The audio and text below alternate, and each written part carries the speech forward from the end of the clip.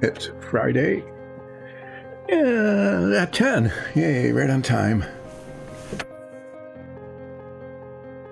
And it's relaxing painting with Dyson Dungeons. Hello, Medicinal Shy Guy. Hi, who is on today? Yay. I will flip. I'm going to be... Yeah, well, the schedule is going to be thrown off even more because I'm going to be gone for a couple of weeks. I don't know if Nicole or Alexis will be painting at all. Well, I'm away, but I won't be painting. I'll be Maybe I'll be relaxing. No, it's not serious. It's more travel stuff. Well, I guess that's serious. Travel becomes more serious as one gets older. But yeah, I'm going to be away doing some more traveling, doing some family visiting, mainly, and hauling stuff. Yeah, I'm going to be visiting some family and also filling a van full of stuff to haul for one of them. So that'll be kind of fun. But yeah, so relaxing painting with Dyson Dungeons will not feature me for 2 weeks, but it may or may not be on with maybe Nicole. I'm not sure. Just really not sure. So the best thing to do is if there's some postings on social media, that would be a good thing. If not, well, I'll see you in a while. Today I have what I'm told is a bone devil. It looks more insecty than bone. Okay, I just have to say that, but that's what I'm told it is. It is a bone devil. The painting on this, I saw a sample, I was shown a sample online, is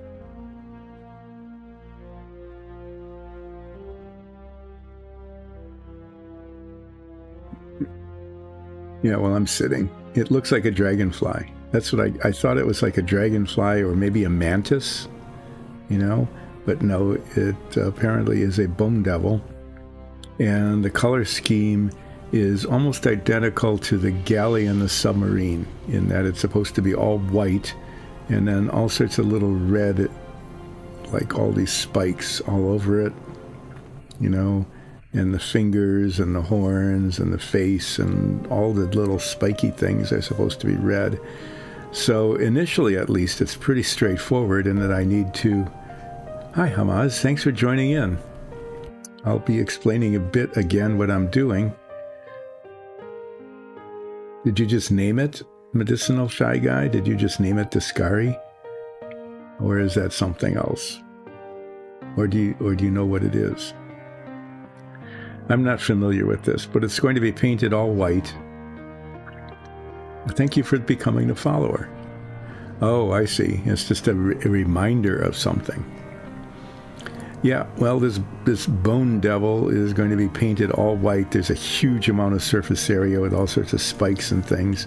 That is, you know, pretty consistent with my skill level, which is to just, you know, spread paint around. The white paint sometimes doesn't cover that well. So after it's done coming white everywhere, I'll have to go back and check to see if I need to put a second coat on. So I was told by the artist in residence, Nicole, who is a trained artist, that I should paint this all white and then give it a gray wash, just a light gray, to kind of tone it down and highlight some of the features like the veins and things on the wings. I've been given permission to maybe use a pearlescent paint on the wings, so I might do that. I might do that before I put the wash on, and then comes the hard part, which is to get a teeny brush out and paint all the spikes and fingers and face and toes and these things and the veins, maybe even on the wings, but certainly the leading edges of the wings red, without messing up everything else that had been already painted. Yeah, so that's that. And that's what it's going to be.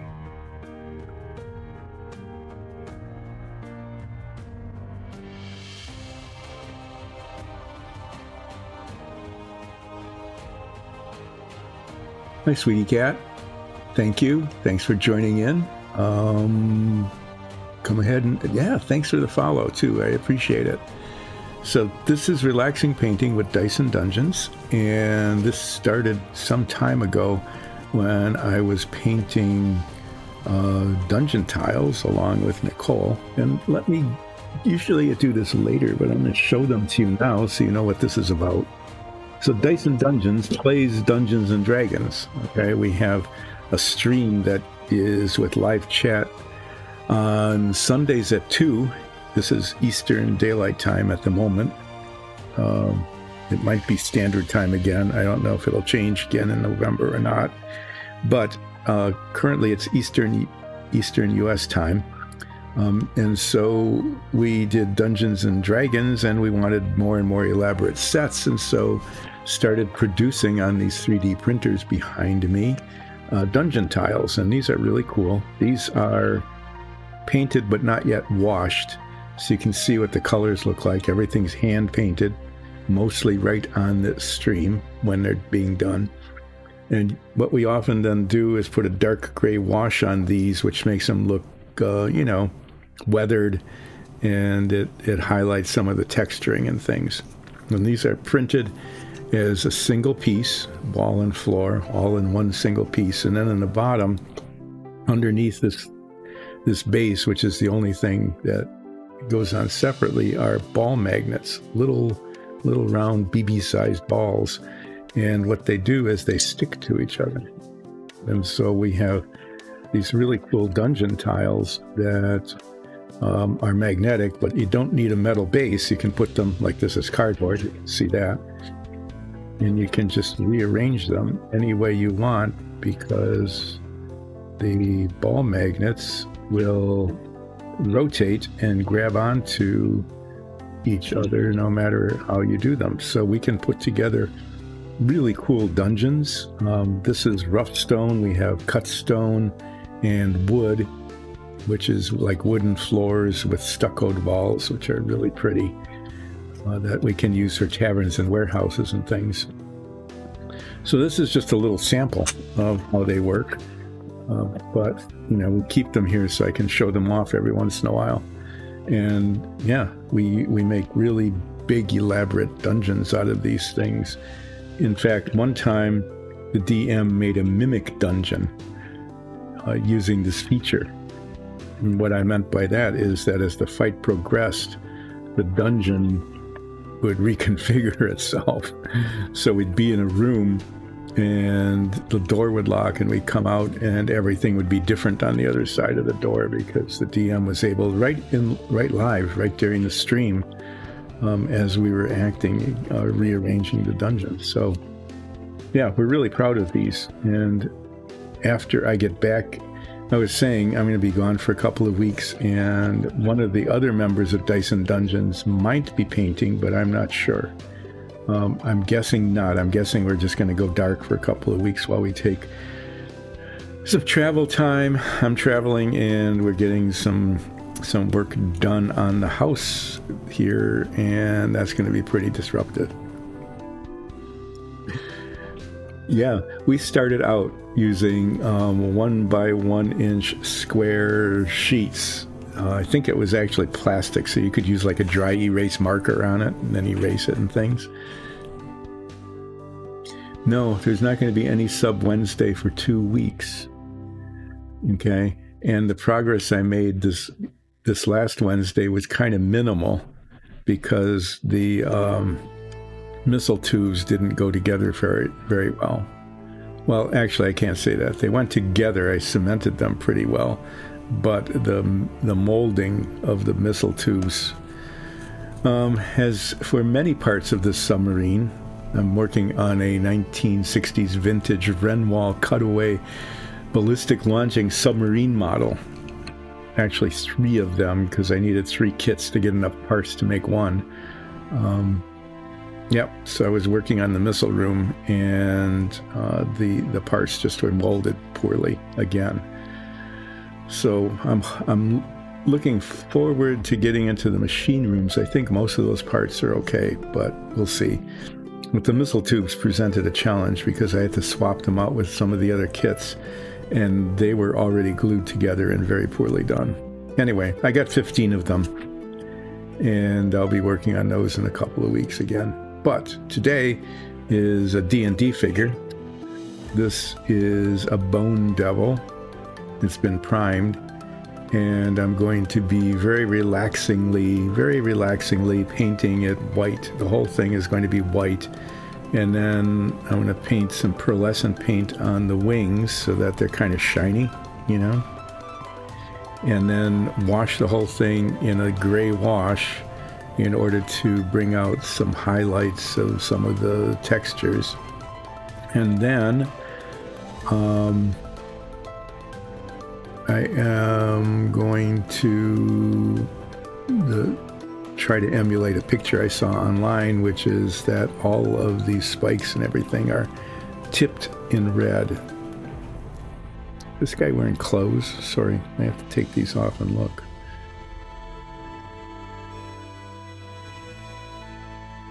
It's really hard to tell.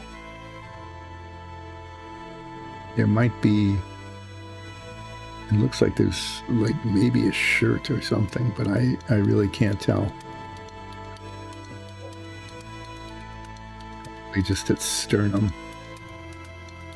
Anyway, yeah. So Dice and Dungeons is primarily a D&D thing, and is there red blood? No, I don't know what it is. All I saw was the picture that Nicole showed to me about how this needs to be painted, and I think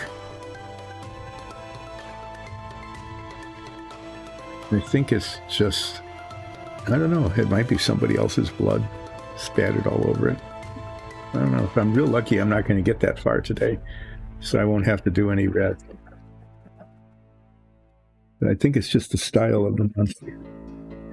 So, yeah. So the 2 new followers, if you didn't see the beginning of the chat, it's traditional to have what's called a flip, 3 flips usually, at sometime during the first part of the stream. So this is going to be the thing that's going to get flipped today. Sometimes I flip things that are heavier, but I don't want to break anything, so we'll flip that.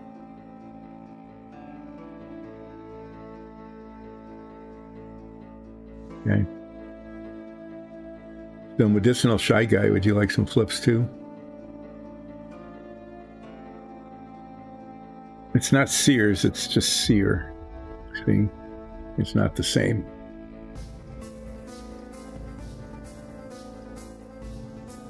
Yeah, this is the end of a paint stir stick. And it still has...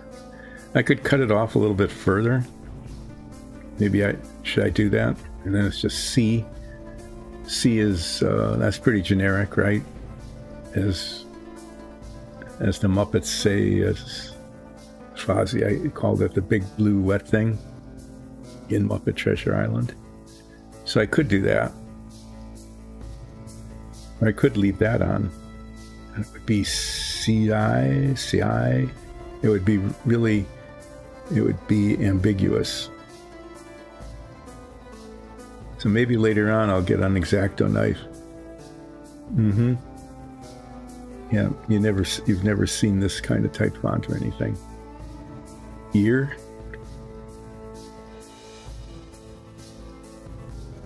No, I like the rounded edge. I like the rounded edge on the end of this. I don't want to cut that off. Just make it ear. I can either make it C, or I can make it CI. If you remind me later, I'll get the X-Acto knife out, or a little saw or something, and cut that off. Okay. Well, the first step in painting this, I was told, Nicole said, paint the whole thing white. You can paint the wings pearlescent to make them a little shiny. Coat the whole thing in gray wash, and then get out a little brush and do a whole lot of red pointy things everywhere. Since I'm painting this whole thing white, I'm going to put it on this sticky tack holder to minimize, probably not completely eliminate, but minimize the amount of paint I get all over my hands as I'm doing this. Seeing a couple of little spot here where there it is. There's a string from the molding process that I need to clean off. I thought I had seen it before.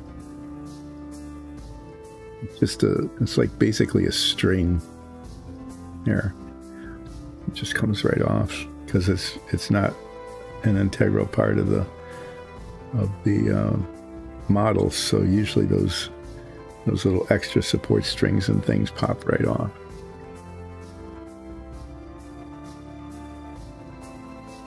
Okay, well, now I get to do one of Who's favorite parts, and that is using the vortex spinner thing to shake up the paint. And if I can, sometime you can hear it buzzing, right? But if I get it just right, there we go.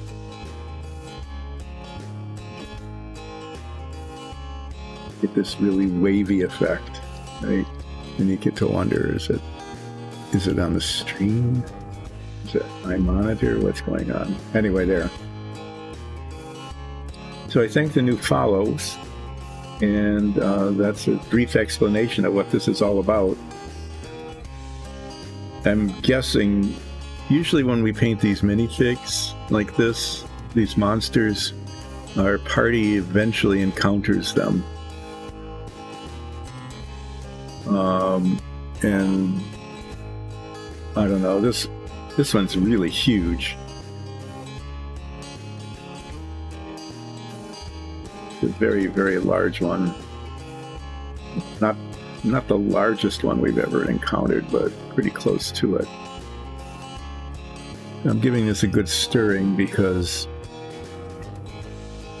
whites, yellows, reds, oranges, some of those colors don't cover very well.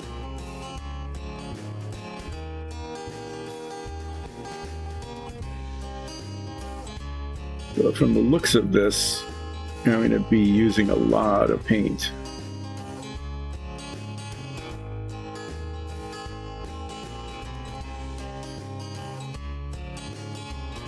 Put everything on camera today. Every once in a while, I will actually look up to see what's going on in chat, and also to check to make sure that whatever I'm doing is still on camera.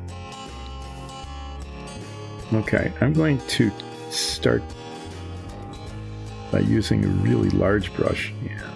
Sometimes this works okay. The real thing here is that there's just so many like protuberances and spikes and things that just making sure that the paint gets into all those nooks and crannies. This looks like it's covering pretty well. That's a good thing. Not having to do a second coat would be good.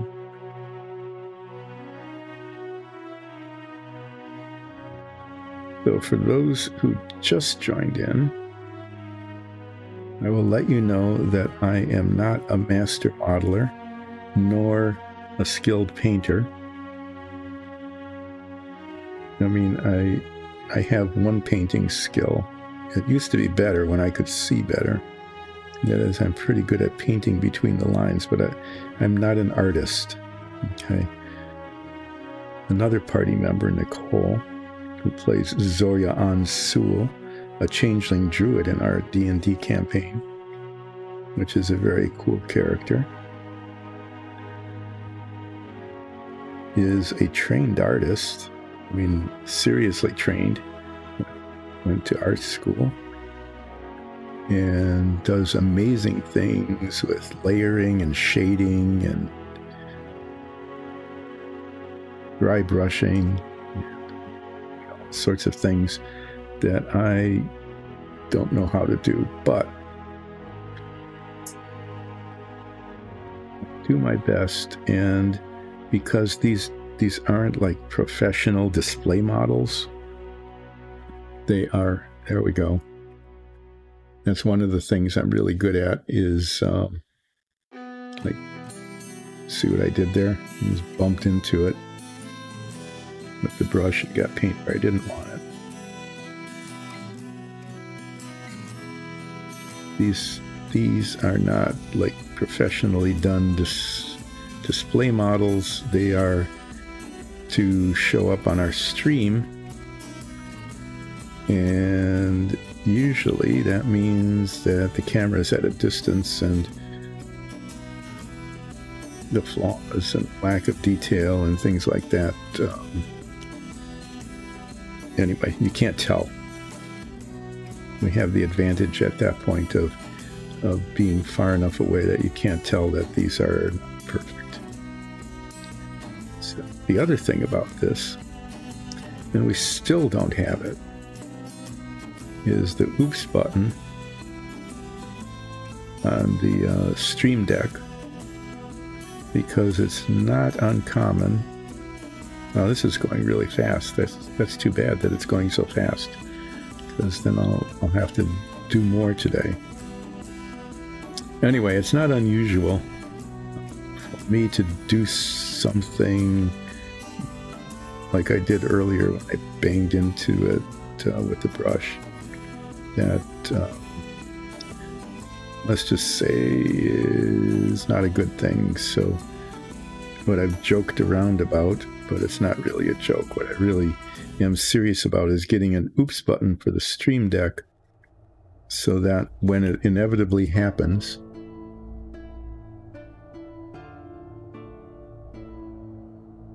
this is kind of fun, you know,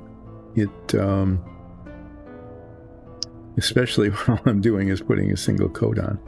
But I can show you some of the minis we've done, and they come out pretty cool. So I would say Mondays and Fridays, when we get back to regular streaming again in a couple of weeks, and it will get back to a regular schedule, because finally most of the disruption this year will have passed. Not all of it. There'll still be one more. And then there's the holidays and stuff. But for the most part, since we don't have any big dungeon that we're creating now, there will be minis being painted. I am pretty sure. Well, let me just show you some of them a little bit.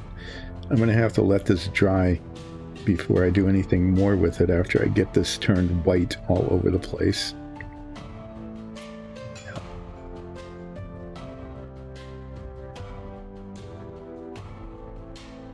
And it's drying. I can show some of the minis that we've already painted. Either I've done them or Nicole. And some that are still to be painted. Those of you who are new follows, thank you so much. And please come back in 2 weeks. Well, unless Nicole picks it up, but I'm guessing she's kind of busy doing other things too, so I'm guessing we'll be taking a couple of week break here. But please come back, because there will be minis being painted on Mondays and Fridays. And Submarine, which is kind of fun if you haven't seen a really complicated 1960s vintage model put together before. That would be great if you joined in on that as well. And because it's a 1960s vintage model, there's a good deal of monologue about the 1960s and 70s, like TV theme songs and cartoon shows. Sometimes that happens during this as well.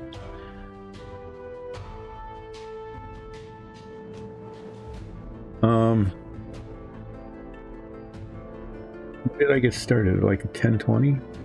Yeah, usually I can fill close to a half hour. Thank you, Who, for pointing that out. That oftentimes I can spend an entire half hour not painting, but talking about maybe getting around to painting before I actually start doing anything. As Who so lovingly has pointed out in the past, Nicole is able to, how did you put it, finish an entire mini before I found my brushes. That was a little bit cruel, because I usually can find my brushes since they're sitting right here.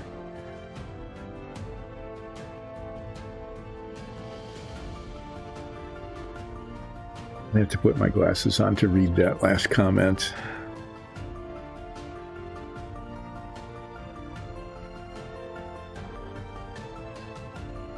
Subathon.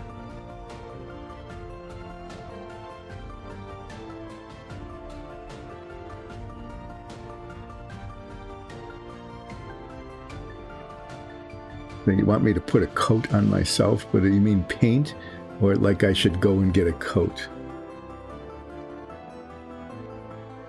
No, we're not going to do that.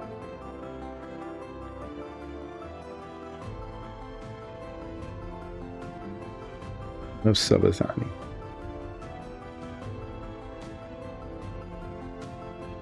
Well, this is becoming, it's coming along okay. The paint's getting a little bit thick here.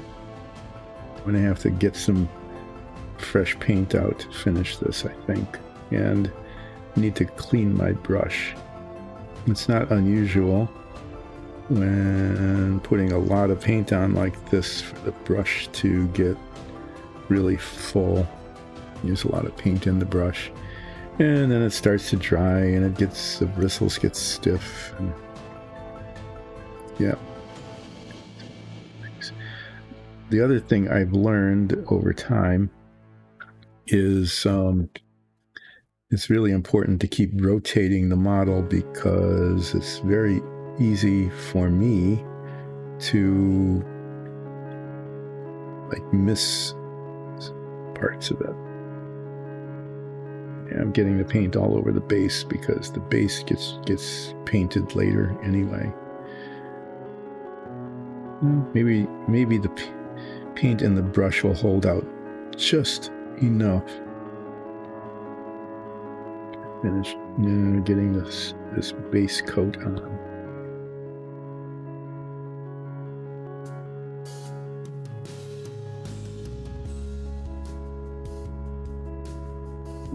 Looks like it might not need a second coat, at least as a base coat, because there's going to be a wash on this, and then I've told before putting the red on and after the wash dries to get the white paint out again and do some highlighting. That's easy for an artist to say. You should do that thing that's really easy for me to do, that I don't even know what you meant when you said it.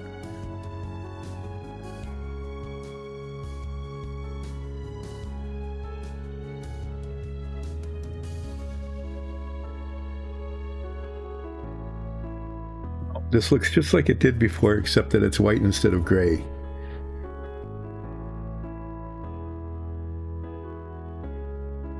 That's good to know.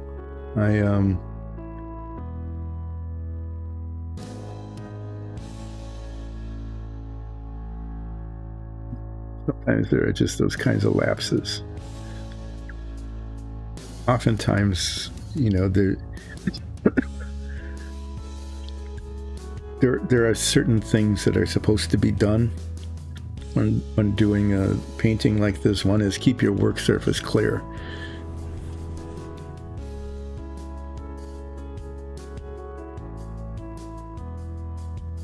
Okay, that's quite an admission.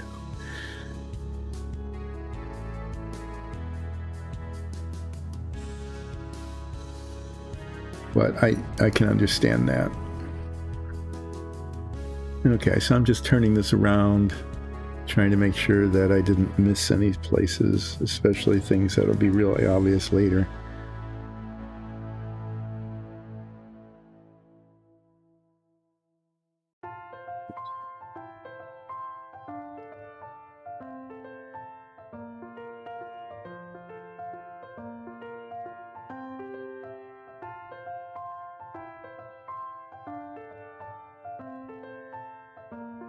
There's a big spot there behind the little left elbow.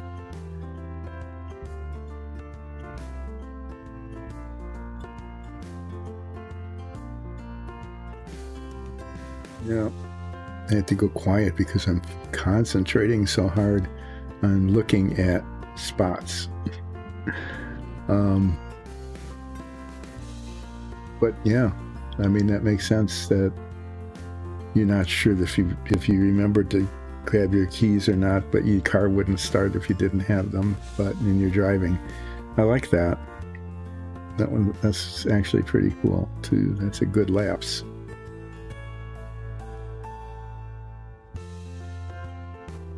Now, what sometimes happens, I found when I'm painting large surfaces like this, is that it looks like it's covered, but as the paint dries, it shrinks. It actually does, and sometimes it'll pull away and just leave these little spots, tiny little dots that are uncovered. To go back and do that little touching up a little bit later. But it looks like I'm getting... I'm not seeing any major uncovered areas.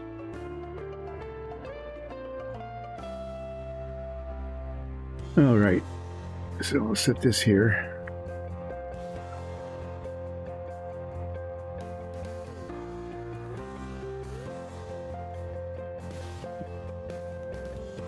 That's always a good idea. But it isn't always a good idea for me to have a coffee mug on the work surface, because those of you who are regular viewers of Relaxing Painting will recall that a couple of weeks ago I managed to knock the mug over.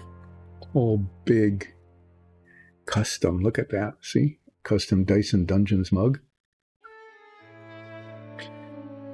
I've been told that we were at one point planning to sell these to people who really liked Dyson Dungeons. I'm not sure that we need to talk about that again with the D&D team.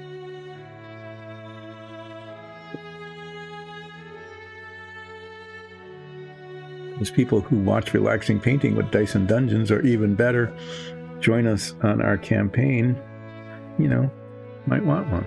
They're pretty nice mugs. And when I knocked it over, it didn't break. So it's apparently sturdy too.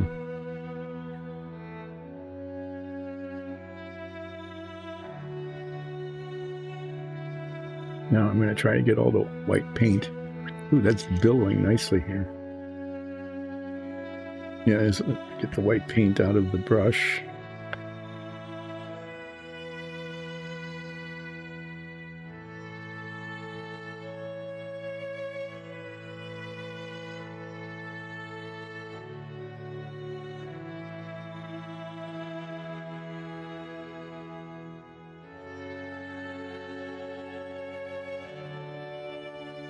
Always the hardest thing to get the paint out from with the bristles to make the older part.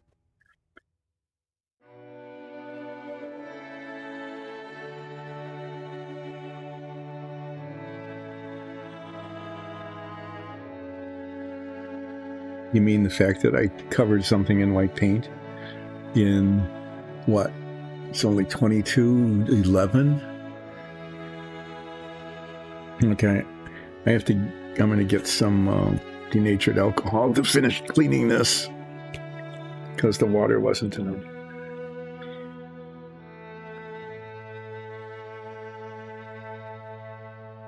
Young whippersnappers in their ear protection and stuff. So up until fairly recently, meaning you know, like the last 10 years or so. Well, let's just put it this way.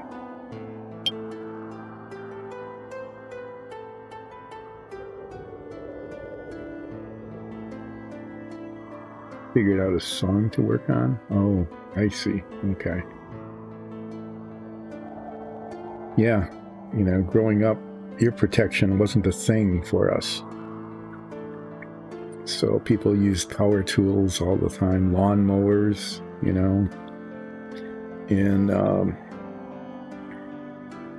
I used to go with my dad and my brother. We would go to races. NASCAR, it wasn't NASCAR, there was NASCAR, but we're in the north, so NASCAR never came north. We had USAC, and I don't know if you've ever seen, you can go online, I'm sure you can still find them. Look up what's called a big car race, and you have to look it up before 1964 or 5, when they were still running the big Offenhauser engines. These were big front engine cars. It was gigantic 4-cylinder engine. Okay, I mean, the displacement was huge. The cylinders were I think the cylinders were each close to a pint, to, you know, just to give you a sense of size. And there were 4 cylinders, and that was the standard racing engine in the IndyCar, what are called, you know, now we would think of as IndyCar. Back then, they were called big cars. Seriously. And that was the name. I guess people weren't good at naming, because there were smaller cars that ran the same engine. There were sprint cars and dirt track cars and things, but these were the big cars, and they had the biggest engines. And we would go to the races it was a mile oval, and sit at the very top of the grandstand, and there was like a roof that came over it, covered about half the grandstand. Well, what you'll find out in this stream is that I tend to ramble about things because I like to fill the time without actually doing anything. And so that's what I'm doing right now, is I'm sort of filling the time without doing anything, but talking about noise. So we'd go to these races, and there'd be like, 30 of these cars on the track, and race cars don't have mufflers, right? They just don't. And so we'd sit at the top of the grandstand. The grandstand was made out of concrete with wooden seats and a wooden roof over it. So if you imagine the seats kind of raised like this and the roof is kind of like that, okay, we would sit in the V right there, and that's where all the sound went. It just all came in like that. And the race would go on, usually for like an hour and a half. Okay. And so, yeah, no noise. There was no noise protection now. So now you look at, you watch a race on TV, and everybody in the stands are wearing these big earmuffs and stuff.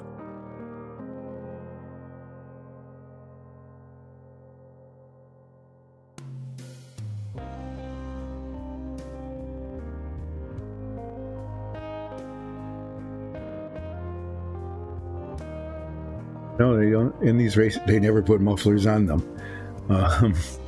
No, it wasn't. It's actually not the weight. It turns out the reason they don't have mufflers on is that the mufflers cause compression. The exhaust comes out and it gets restricted. Okay, and that means that the exhaust isn't as efficient because it gets restricted in these pipes.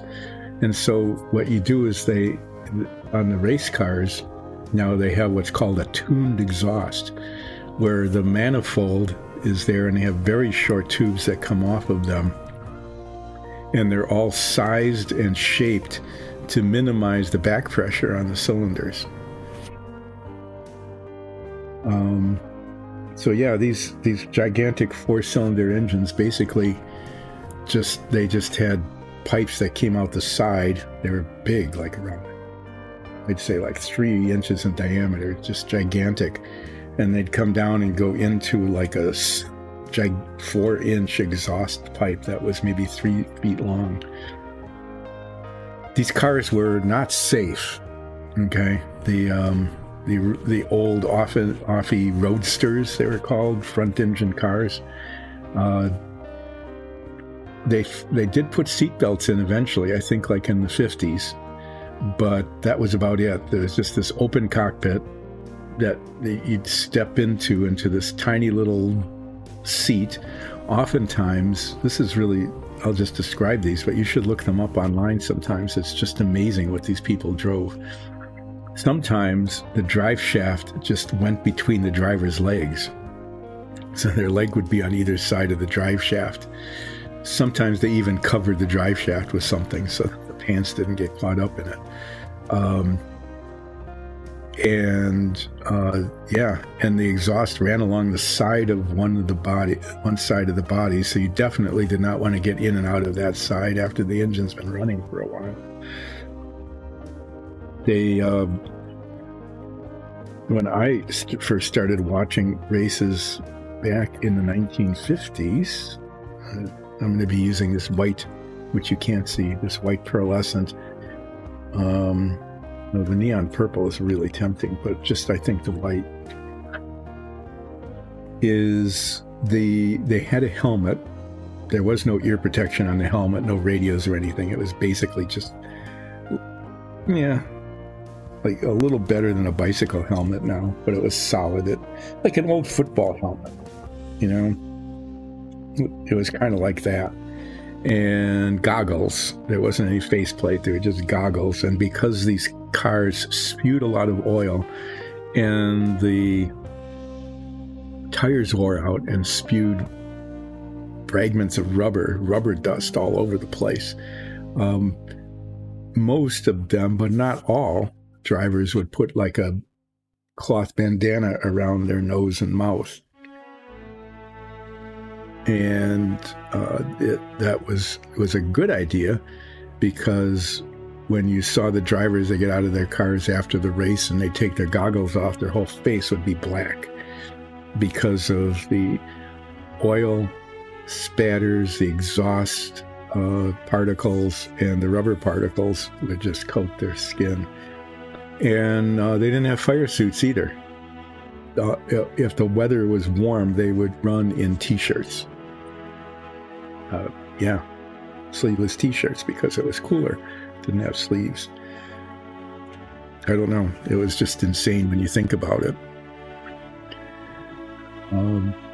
One thing it did result in, though, is that the drivers are fairly careful, because any crash, any kind of anything other than just a bump, slightest bump in the wall, could be fatal. It was, when we were kids, we weren't really thinking of that. We just enjoyed the racing, but wow.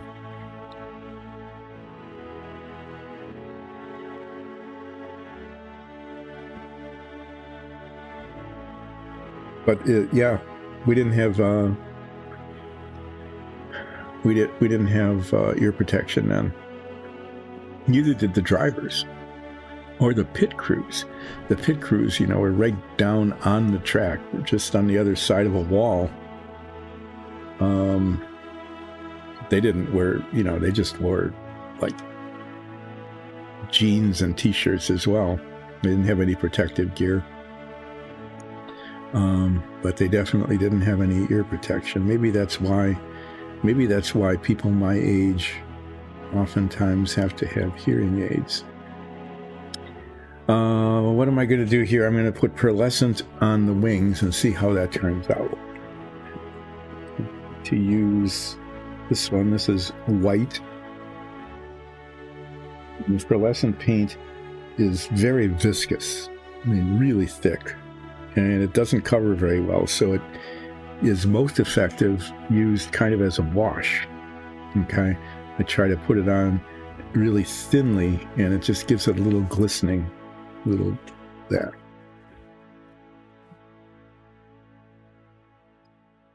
So racing.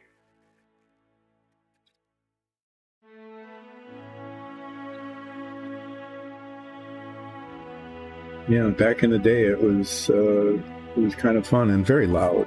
As you can imagine, like I said, about 25 of these cars with gigantic four-cylinder unmuffled engines running at the same time. Oh yeah, safety was just not a thing.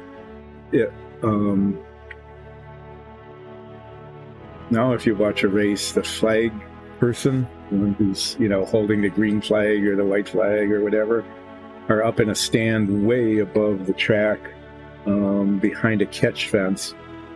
Back then, the flag person was just on the other side of this little 2.5 foot high concrete barrier. Sometimes the flag person even went out on the track. These cars, they didn't go as fast as they do now, but they were still going like 100 and some miles an hour on the straightaway. And this guy is standing in the track, waving his flag.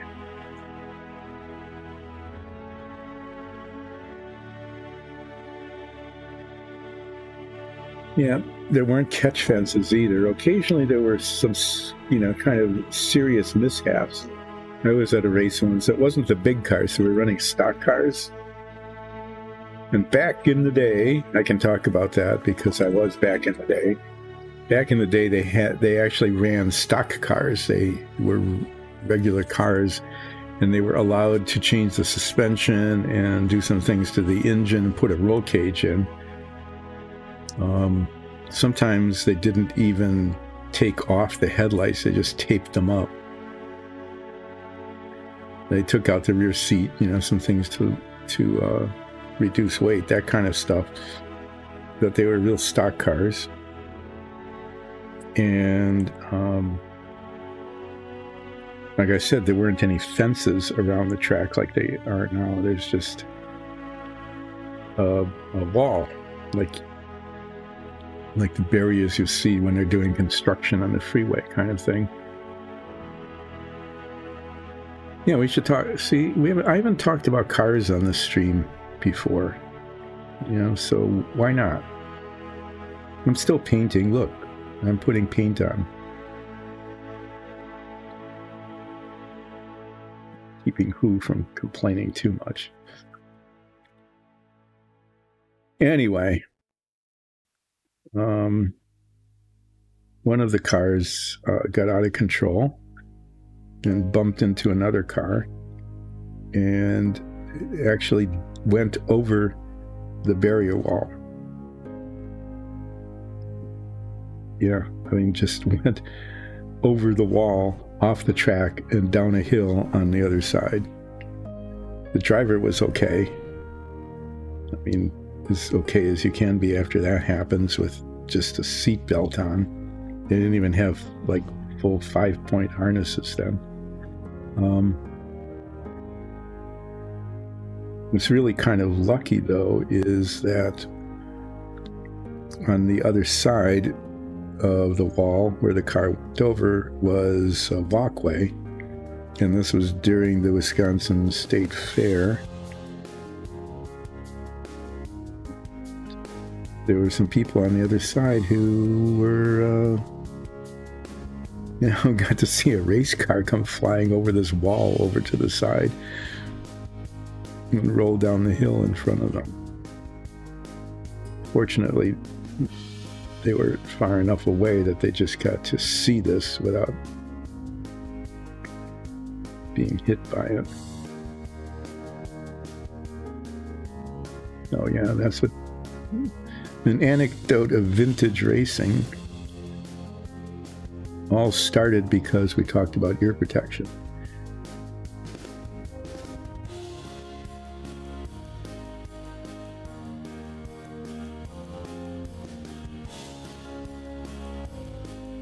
Your four-wheelers out and back, so you did, yeah, right out in the dirt. Yeah, I bet you found out a lot about the trade-off between, well, vectors. You learned about vectors, right? Especially as you were turning.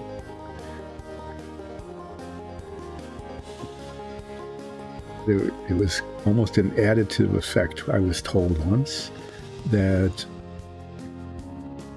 if you're changing direction, that you can't maintain the same speed, that the change in vector has to be accompanied by an equal reduction in velocity, in speed.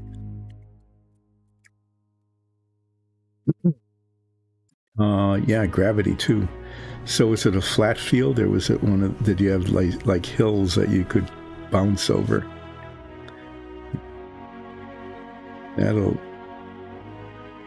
That's another thing.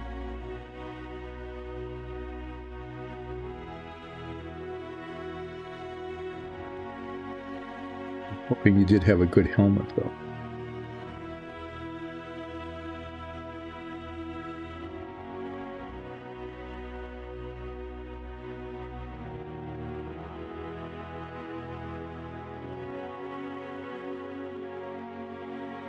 Yeah, I never had a chance to really race. My brother did a lot.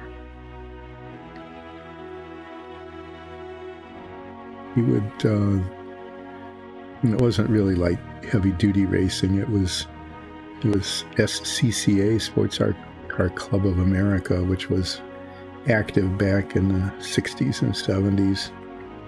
And what they would do is they would take a parking and yeah, well, even soft hills though, you could pull a little bit of some negative G going over the top of those, just enough so that your stomach knew what was going on. Yeah, he used to belong to that, and they would take over a parking lot and set out cones and do slalom racing, which was really kind of fun. And they would race really cool cars. I don't know if you look up cars, but they had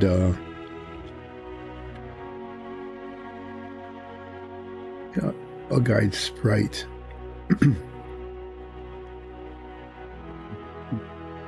And an official original Mini, an Austin Mini Cooper. These are all, $150 cars or something that they would modify a little bit. You couldn't modify them a lot and still meet the rules. Okay, so there's a little, I don't know if you can see it, but there's a little bit of shininess now in the wings that I think is kind of cool and contrasts with the rest of the body. I got a big blob of white pearlescent paint that I have no use for now.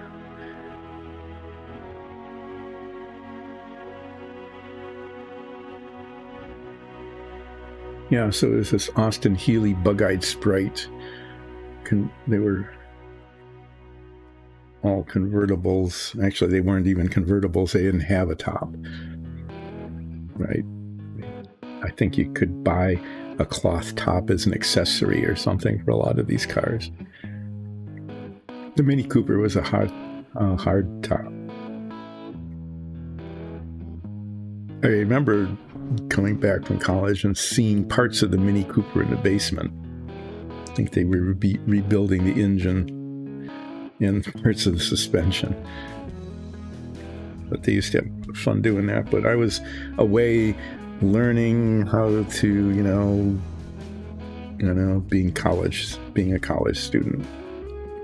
supposedly learning things, getting a good liberal arts education.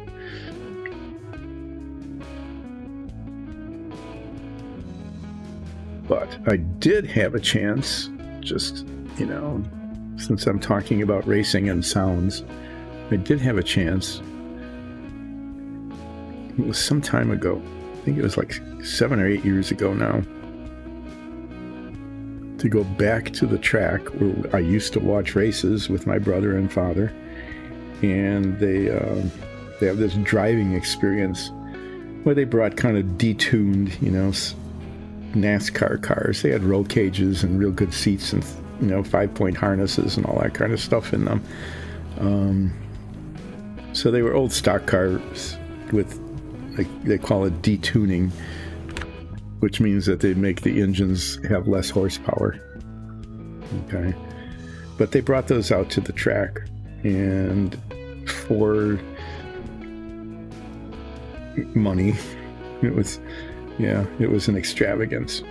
I'll just say that. But I got to drive this thing on the track that I used to watch races at when I was young. And that was pretty cool. And I was actually not bad at it, considering that I hadn't been in a car like that, on a track like that, before. There were 4, I'm going to brag about my racing experience here. Why not? I have to fill the time while I'm letting this paint dry. And when this is dry, I'm going to take this, which is gray wash. The gray wash doesn't have much color to it, so it's not going to make it much darker, but the intent is for it to build up in some of these, like between these scales, okay, and under in some of these hollows, and, you know, there's texturing on the model. The intent is for this to build up in those areas and just make them darker, so that it creates more texturing, contrast between the lights and the dark places. And on the wings, what I'm kind of hoping is, you can see the veining on there, I think, is that by putting the gray wash on it, the veining will become more obvious. But this pearlescent paint takes a while to dry, so I need to fill the time, and I can fill the time by showing you some of the other minifigs we've done. I think that would be interesting. In the meantime, I may or may not ramble on about driving on racetrack I used to watch races at when I was a kid. So this one I finished just a while ago. This is supposedly called a Pazuzu. That's what I'm told anyway. I don't know if it really is, or whether someone was making that up to make me sound dumb when I said, oh, this is a Pazuzu. But I finished this a couple weeks ago, and this one was kind of fun. This is a Roboraptor.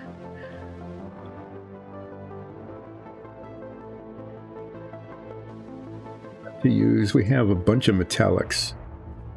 The Viejo makes a metallic set that are basically designed to paint airplanes, and different parts of the plane, even though they're all made out of aluminum or something like it, have slightly different colors. So I was able to use some of the dark and the light and things. I think this came out okay. You know, I managed to get the detail on the pipes up here, the copper pipes with the brass fittings and the chimneys and things. It's got a nozzle in its mouth. It should be breathing fire. Maybe someday what we can do is use the 3D printers back there and print out a little flame to come out of its mouth.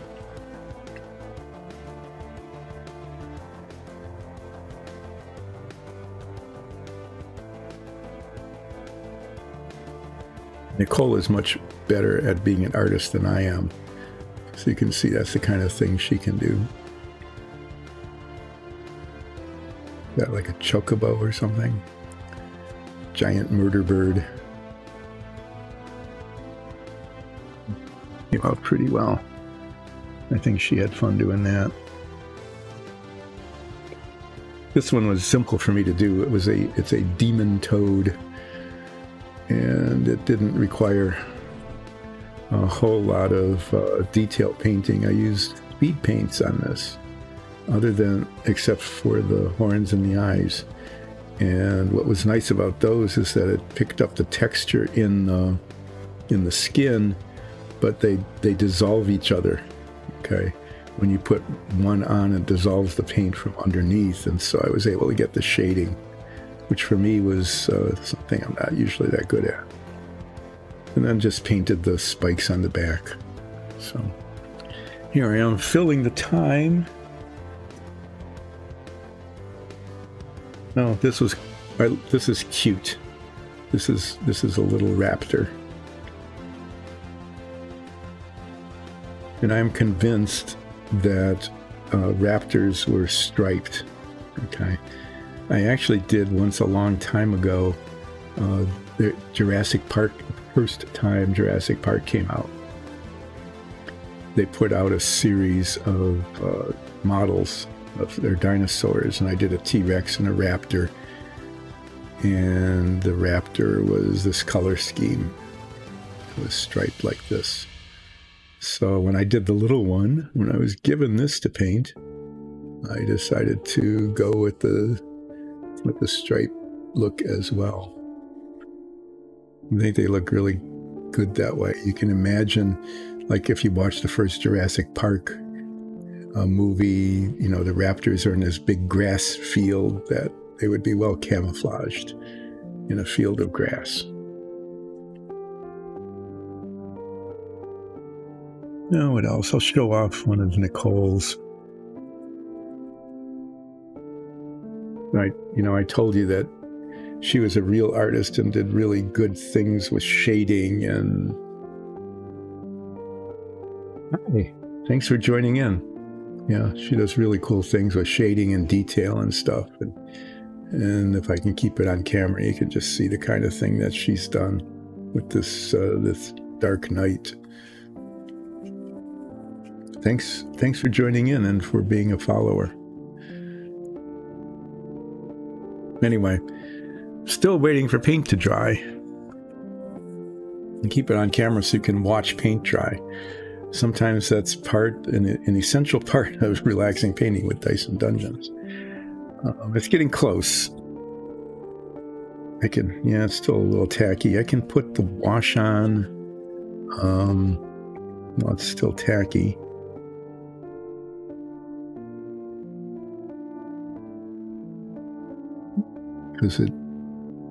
But it works better if it's not. Anyway, as I was saying before, and you missed the intro here.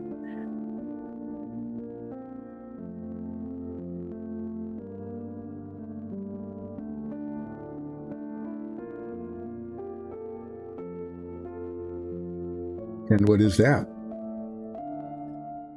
The funny but effective attack.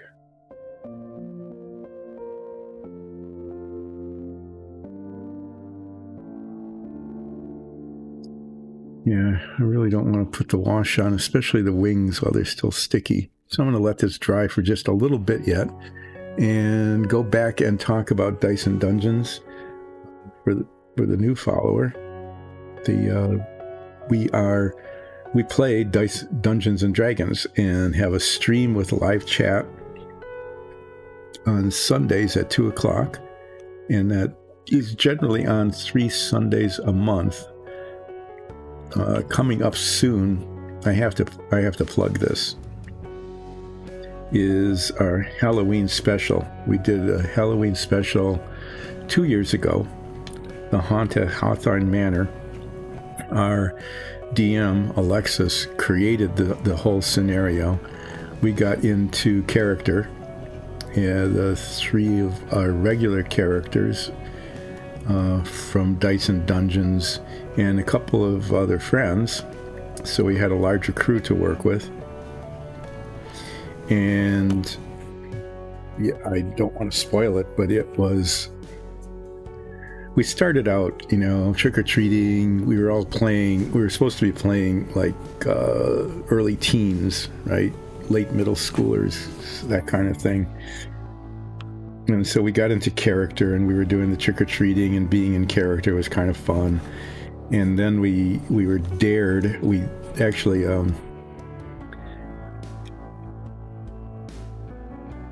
Vicious Mockery.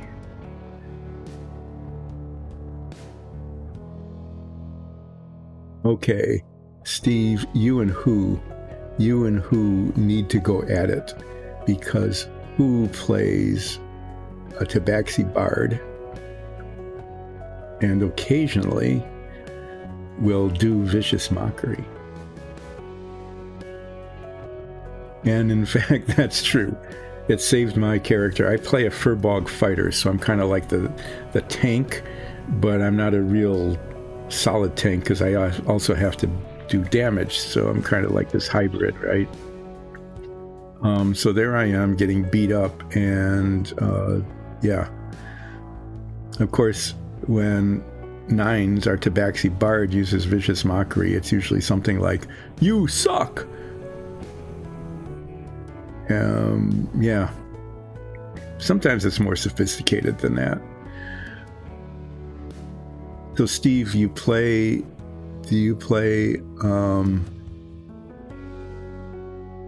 a bard then?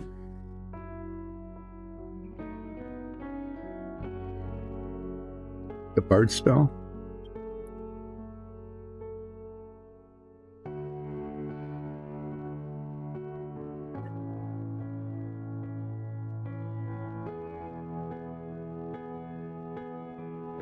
So yeah, we go into combat occasionally. We spend most of our time looking for a good meal, though. We're very.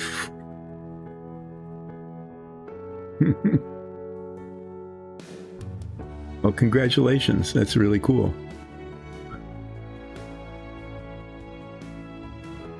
Well, that actually, there's spells similar to that in D&D, which is really neat, and we are a very food-centric group. You know, oftentimes in a D&D campaign, you're just kind of going from like one combat to the next, or solving a puzzle or something, and we do a fair amount of that. But we also are always we don't eat as players, but we eat as characters a lot, and so sometimes we're searching for the perfect pretzel, because if you get the perfect pretzel at the end of this, next time you take a long rest in the game, it's possible then to have a pretzel day. And a pretzel day sometimes will lead to like an inspiration or something.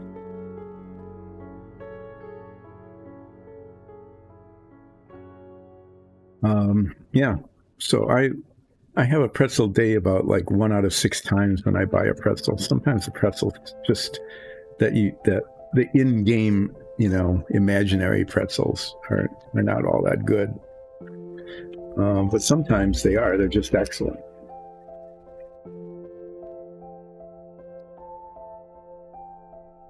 We're currently playing in a large metropolis that is, for some reason, filled with pizza parlors.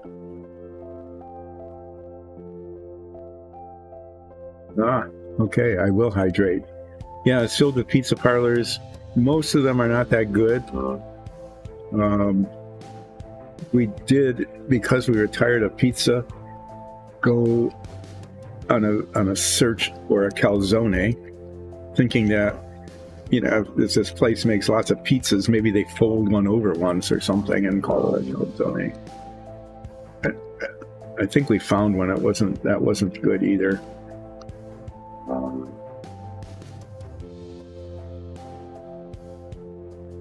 Sometimes we cook in game, not as players, but as characters. Oh, and then one time,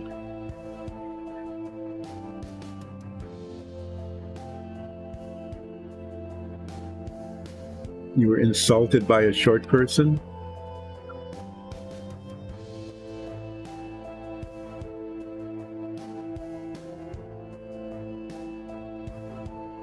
So, in game or actually? Where did this insult occur?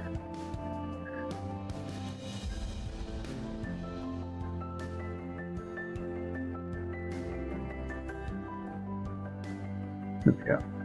If you redeemed hydrate points, I should hydrate.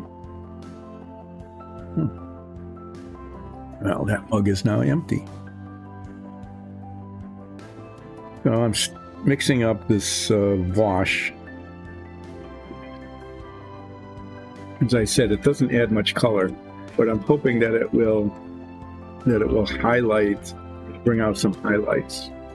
Basically, the texture.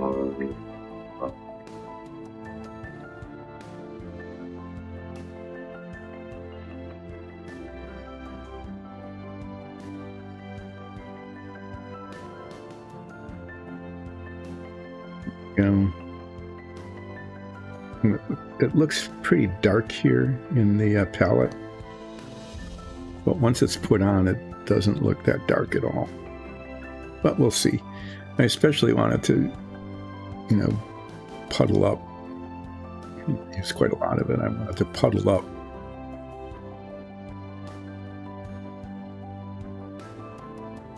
In the recesses here.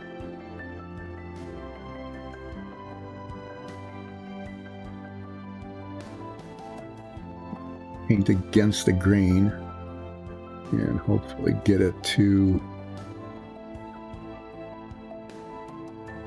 get down in those crevices, but not on the surface. At least not too much on the surface.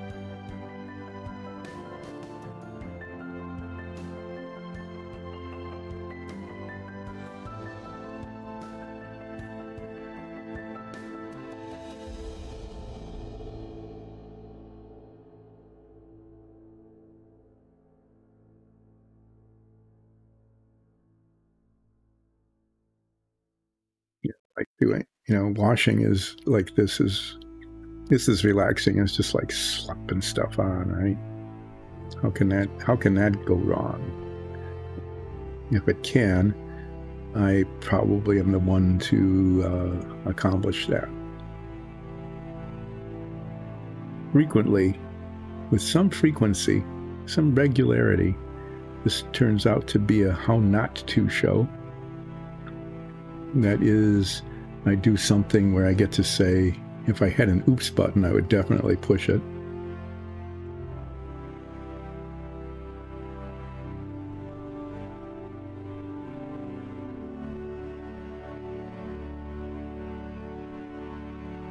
So why did this 5'4" person insult you? Was it a good insult?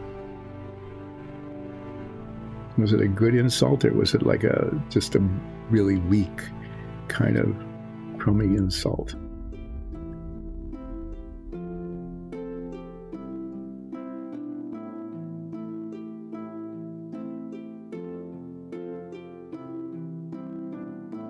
If it was a good insult, then maybe you can share it and our Bard 9s can use it in our stream.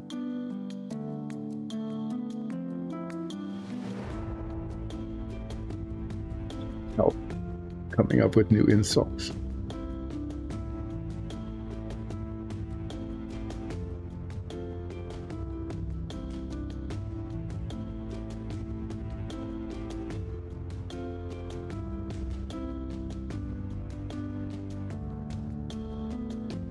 No, that's true. You don't use good insults. Now I lost track of which of these I put the stuff on. Pretty subtle effect. I think it works though.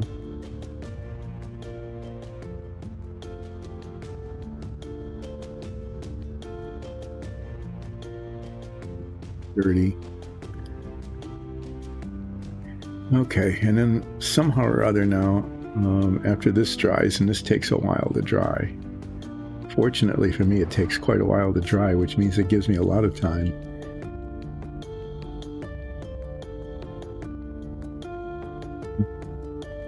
Yeah, you have been hampered that way. The last time we were in a battle, most of your like insult spells didn't work because the creature we were fighting wasn't sentient. It wasn't sentient enough to be affected.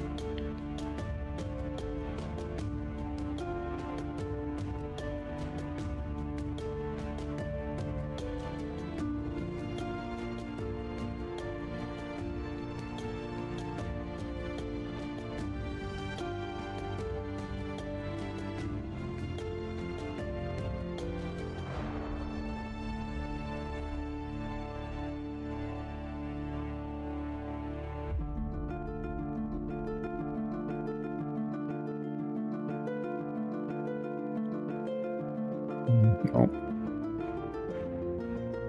I graded a little bit on it. Now I need to let this dry, actually, because the next step is to paint these spikes red and to have it like be red at the tips and then blend in a little bit, so there's not just a sharp demarcation line, but it sort of blends in a little bit with the white underneath it.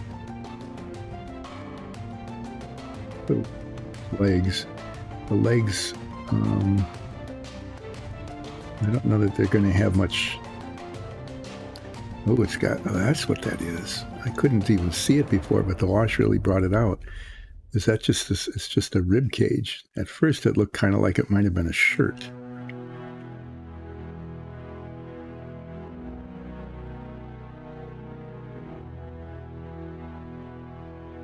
This is effective there.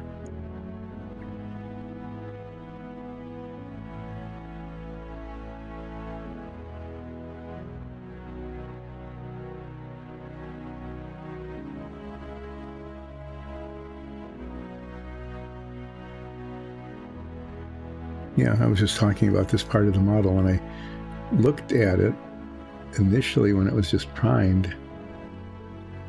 It looked like it might have been wearing a shirt, and then I painted it white, and that just masked all the detail. But now that I'm putting a wash on it, it's definitely like a rib cage, that's pretty nice. Pretty nice detail on this. This model, we print these ourselves. The minifigs,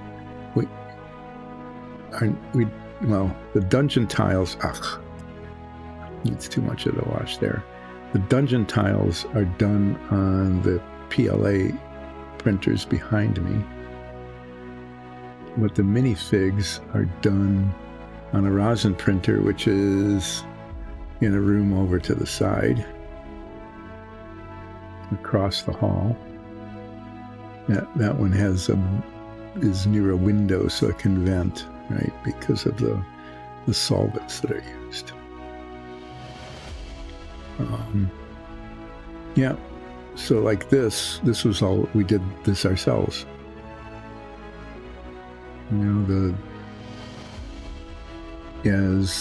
Also the ones I was showing you before.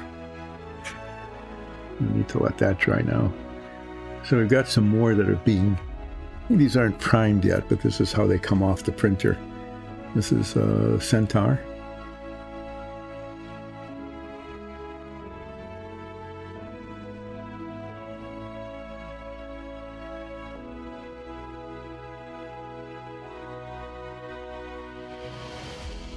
Well, that was okay. I have to say that was kind of a lame insult. But because it was so lame, I can see why you would be upset by it. You know, if you had been treated to a good insult, maybe. In fact, that's so lame that our bard might steal it. And it'll be especially good to use when we're dealing with probably like a humanoid sort of thing that the person will be wearing a shirt that's not blue.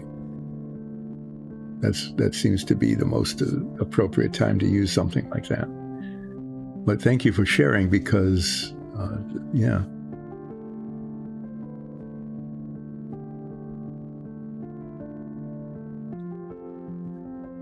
Yeah, you definitely wanted to viciously mock that person back.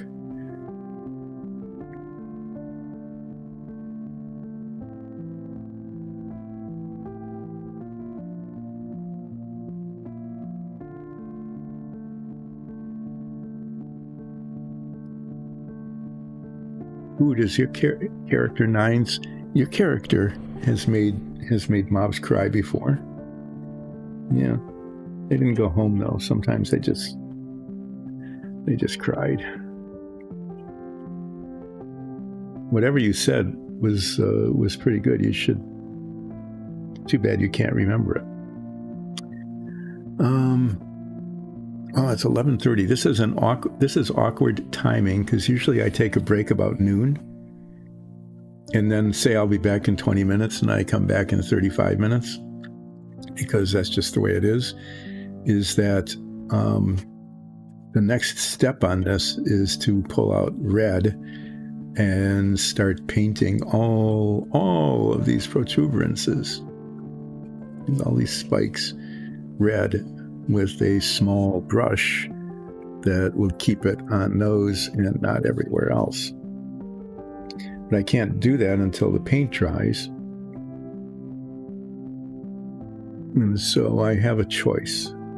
Since we've got all these people in chat, okay, let's have democracy in action. That'll be something. Haven't really done that. I could take a break now and be back around noon, at which time this will be dry and I'll be able to start painting red on it. Or I could just sit here and talk about, I don't know, old race cars,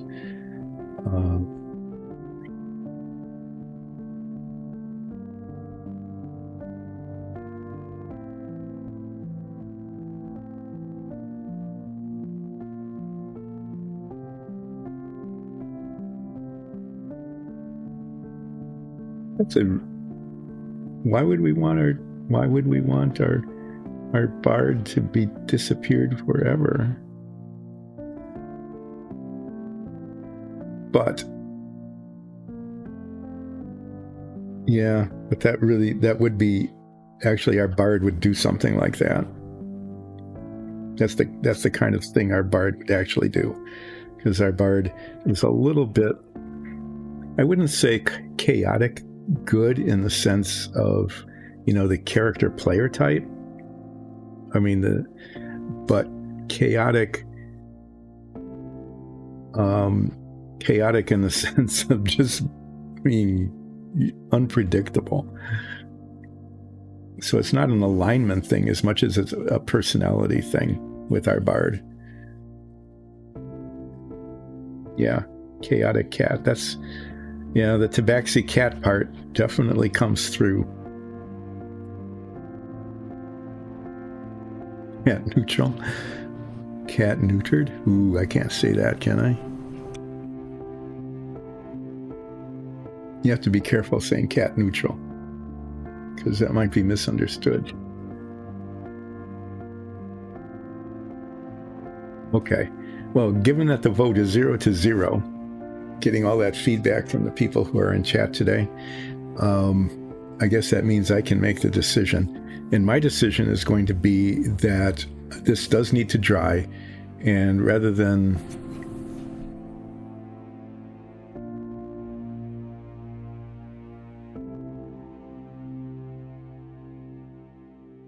the jokes our Tabaxi bard uses is sometimes are so cringeworthy that it isn't the enemy so much that's in danger as that the other players are in danger of being cringed into if not death, at least into unconsciousness for a while. Thank you, Who. Thank you for the permission.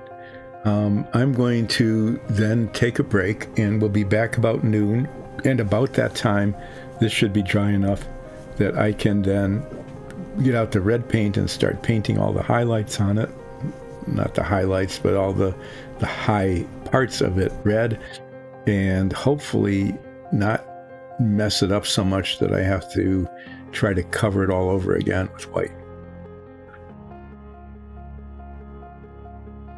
Well, yeah, that would be a good thing if the bard was about to warn them that the bard was about to make a terrible, cringe-worthy joke, but that would mean that the bard would have to have thought about that and cared enough both to do that, and our bard is unlikely to have both of those things happen. And so we get to hear, both as players and as characters, the gee, it would be better if we were unconscious rather than having heard that. Yeah, let me, before I go, here's some red paint. I might use this. It's a pretty good red. The red on this is not like dark, kind of semi-clotted blood red, but the red is supposed to be red. Like red. And that, I think, this is as red as I can get. The alternative, looking at my chart here, is there's this dark vermilion, which is also not a bad color, or the bloody red. So this is sort of the flat red. This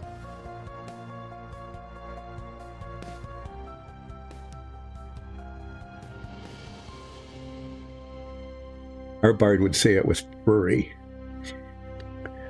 That was bad, wasn't it? Being a tabaxi, furry. And it's time for a break. Well, the dark vermilion is a possibility as well for the highlights. So I'm going to get that out just in case I want to use it.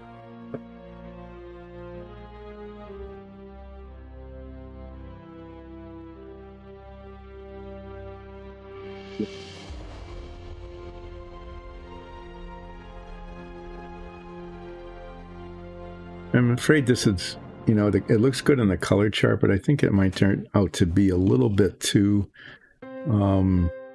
orange.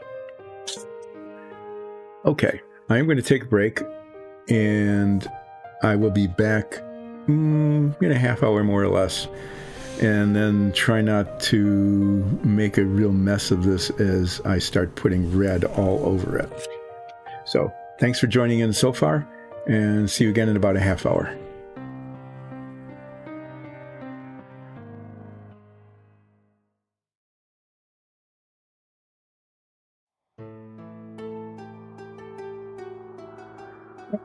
Almost back. There's the stuff. Yeah, so the paint is dry so far, and now I get to the part where either this turns out to look cool, or Alexis says, well, I guess we can always print another one. So I'm going to get out the red paint and start painting all the little spikies on it.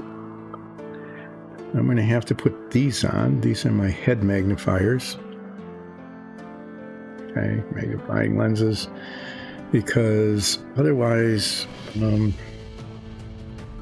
let's just say that these old eyes don't focus all that well up close. And sometimes this makes it harder because everything gets weird and fuzzy, and sometimes it's better. Well, yeah, it's okay.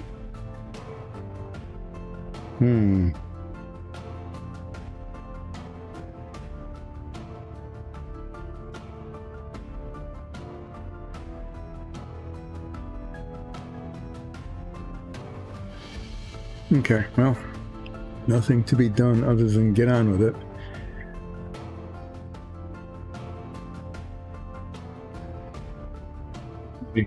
My favorite aphorisms is you can't finish unless you get started. You know, it's just like a version of the every journey of 1,000 miles begins with a single step.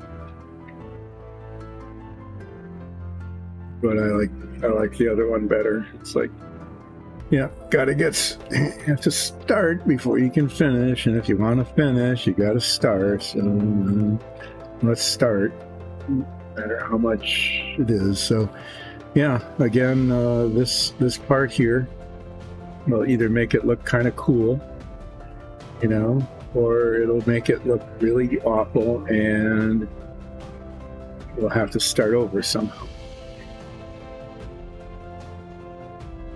Guess we'll be finding out.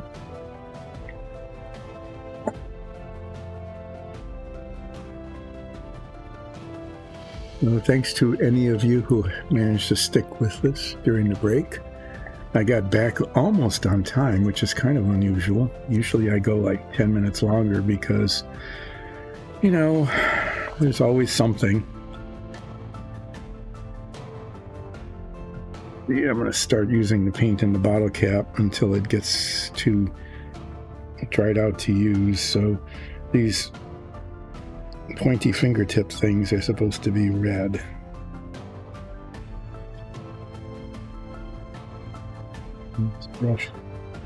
This brush isn't coherent enough to use. Pencils aren't as good. I don't want to use the tiniest brush because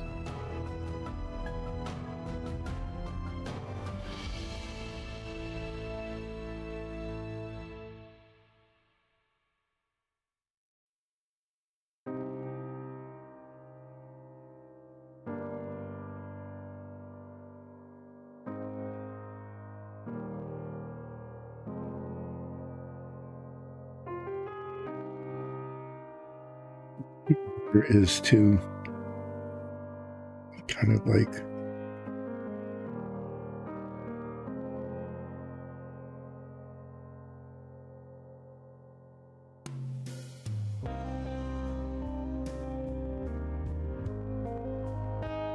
sort of blend it in. It's not quite like flaming a car, but sort of like that.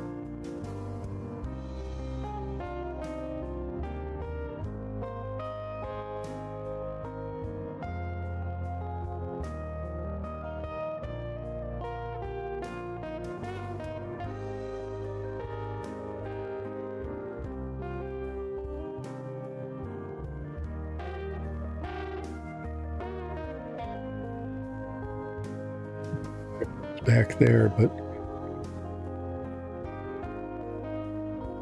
doesn't cover all the way, that kind of thing. And then it's full on red at the end. Yeah, this is a good red color though. It's the color it's supposed to be. And this brush is more or less working.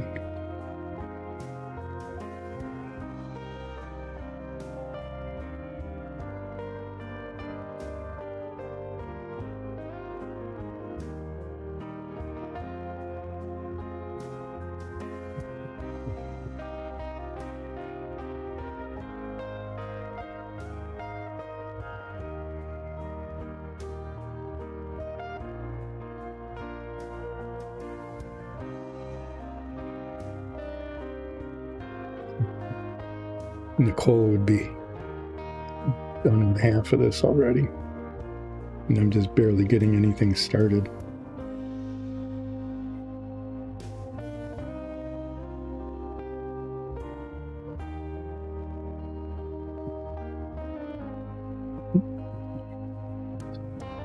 Way at the beginning of the stream, if the red represented blood or if it was just, you know, the nature of the beast. And to be honest, I don't really know.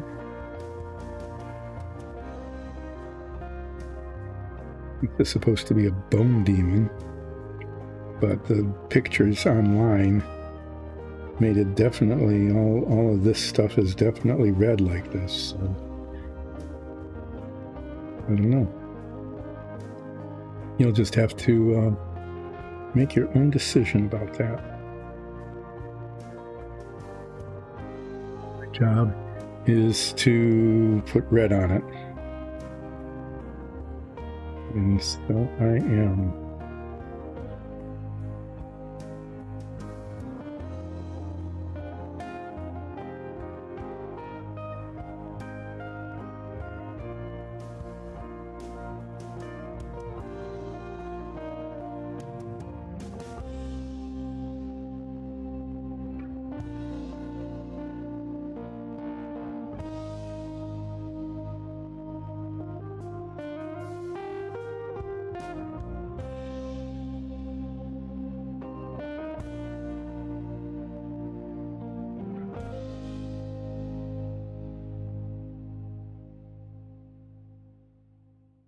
What should I ramble on about here? I was doing a pretty good job of rambling on about race cars, which all started because we talked about ear protection.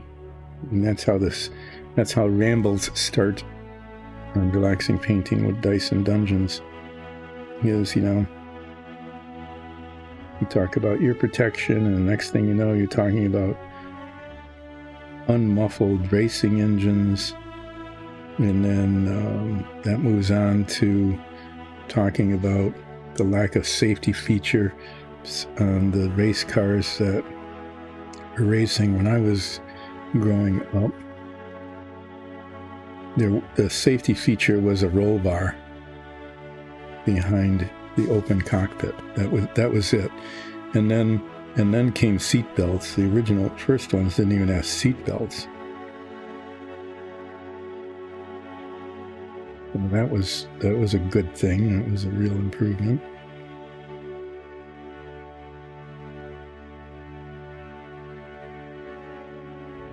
Yeah, so we went to that from ear protection because the engines were unmuffled.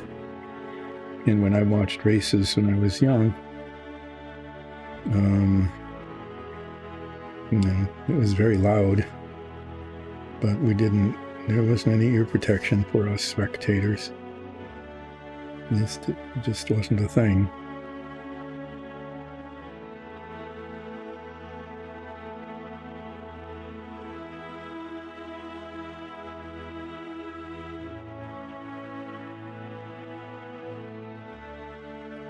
Anyway, yeah, so, they pretty much lacked any safety features, and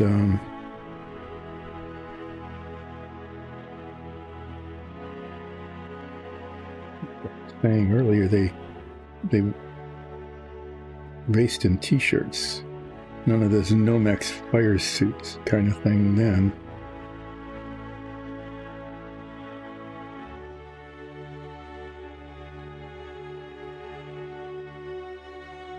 Like I said, we're almost like, I guess they're more like the hockey helmets now. There was no visor on them.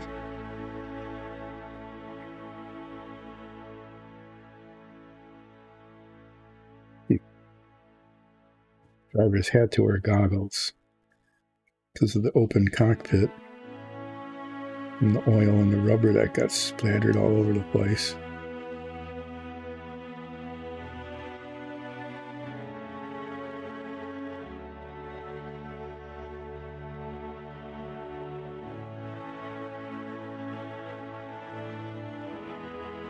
Yeah, like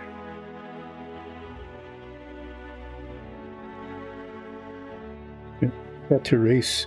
I didn't race though. I got to run in a pseudo NASCAR car once. I was saying it was probably like 10 years ago. Maybe not quite that long, but it was a while ago.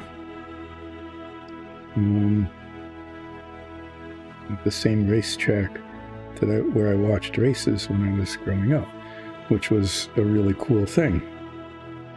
And to be able to be on that same track in the car. That went kind of fast. They toned down the engine, they detuned it so it wasn't as powerful as it would be if it was in a real race.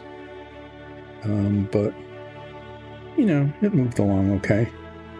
And it had all the race paraphernalia on it. It had a roll cage and my point safety harness. Get all buckled in. Got a good helmet. It was an open face helmet, but it had a little radio in it.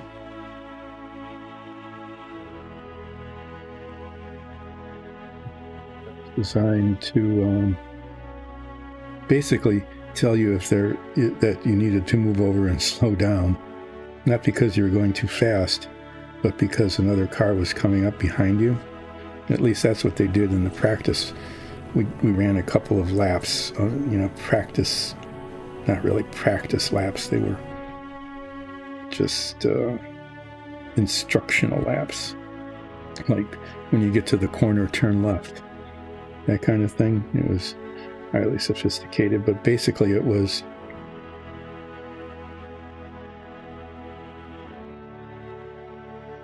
instructing you that if a faster car was coming to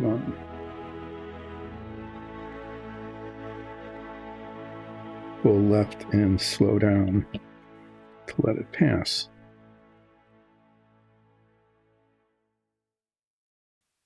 The people who were doing this are not race drivers.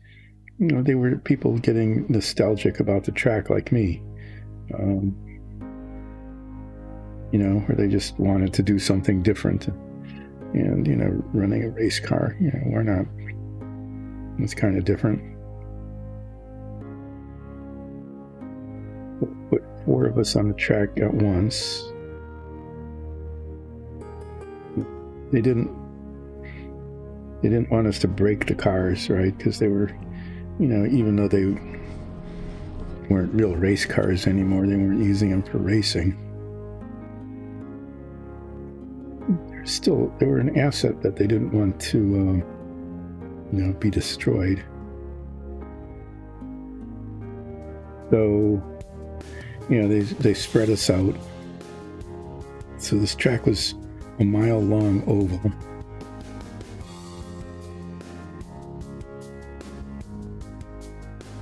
Means that if it were straightened out, it would have been a mile long. And they put 4 of us on the track, and we were a quarter mile apart, and we were going to get all of 10 laps in before they said, "Oh, your time's up. All that money that you gave us, that extravagant fee, you've used it up. Now you need to come back into the pits." So we were spread a quarter mile apart. They actually yelled at me because I got too close to the car in front of me while we were doing the warm-up thing. "You don't back off, we'll lose a green flag lap." I mean, it was a real slap on the wrist kind of thing, a real warning. Because you only get 10 green flag laps, you don't want to waste them going around yellow. So I hit the brakes and backed off and got a quarter mile behind the car in front of me, being a good doobie. Thank you for letting me talk about cars. So I'm going to talk about my racing experience. I need to fill the time here while I'm putting red paint on this thing.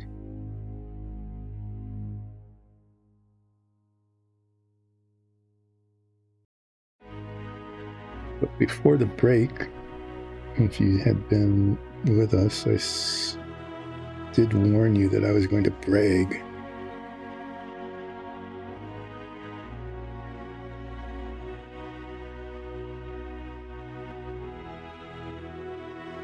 I was and am even more so now what you might call a vintage driver, which is a nice way of saying elderly.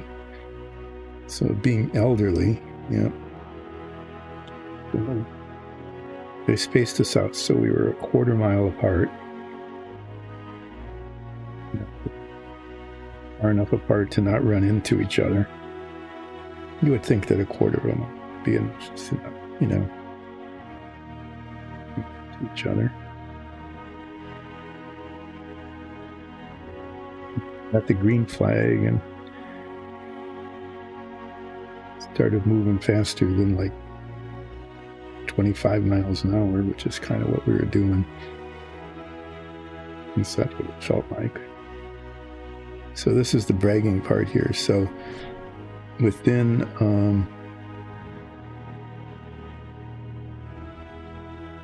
3 laps, I passed the car that started a quarter mile in front of me. Yep, I passed them. And that's why they practiced on the radio, because the person who was kind of running the thing had obviously radioed into the car in front of me, because they just very nicely pulled over to the side and let me by. So that was probably kind of cool. It's like I'm going fast enough that I caught up with the car that was a quarter mile ahead of me within just a couple of laps. By the time we hit lap 6, I caught up and passed the car that started a half a mile in front of me.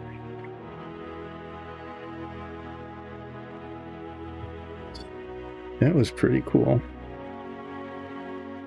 Because, you know, I knew that the car had started that much further ahead of me because they made us spread way out. They yelled at me for being like within 1/8 of a mile of the car ahead of me before we got the green flag.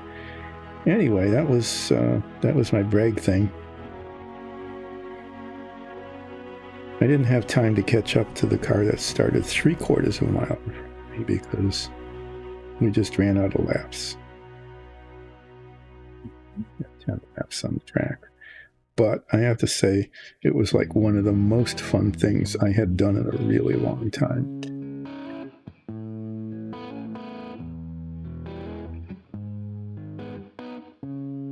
So if you ever get a chance, you know, and you've got money that you don't know what to do with,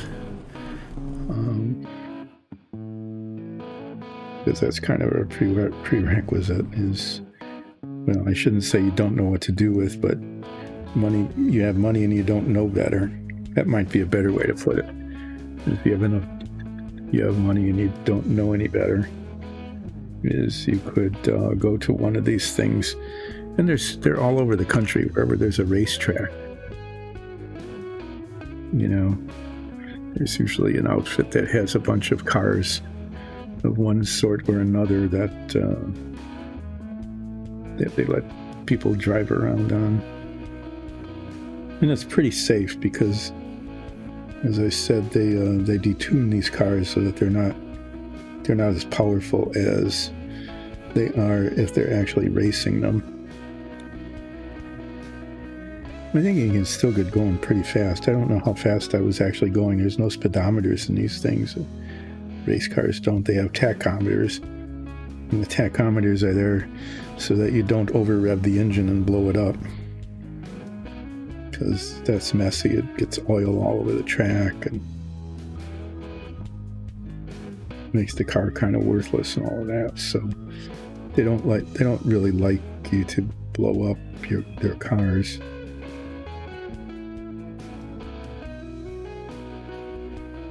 Anyway, I'm guessing,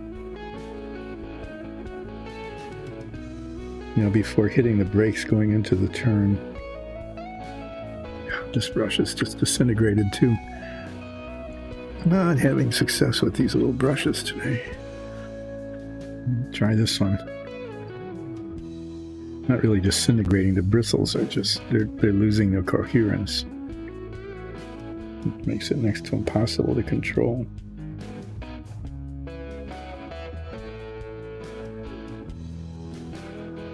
Anyway, it's a pretty cool thing to do if you have a chance.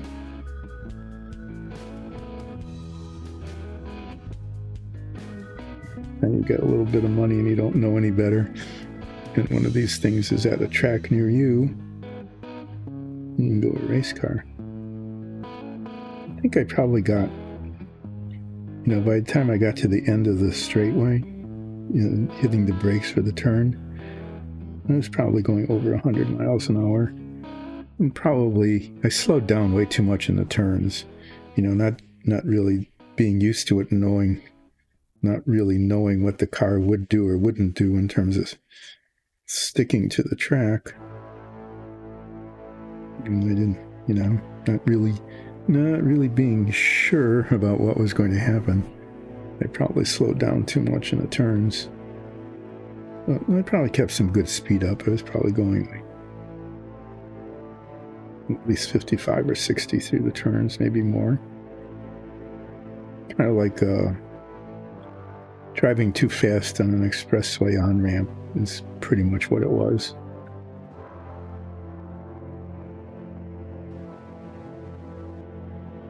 Okay, I think I might have made the car slide once, meaning that it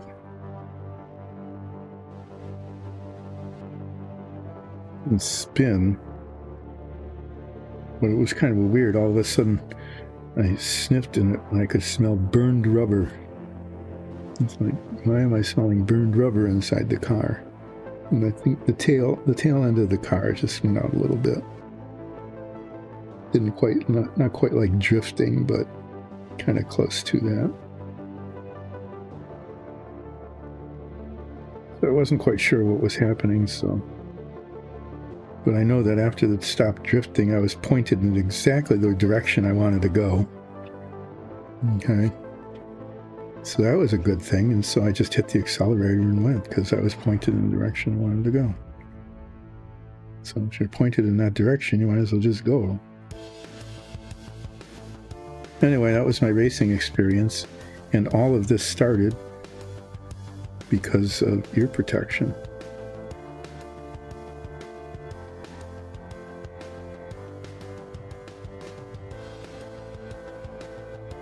Come to relaxing painting with Dyson Dungeons.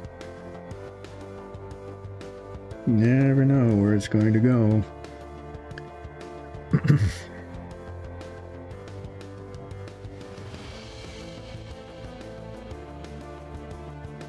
Sometimes I'll be quiet and you can just listen to the music, assuming the music is playing. The counter's counting, so that means it should be.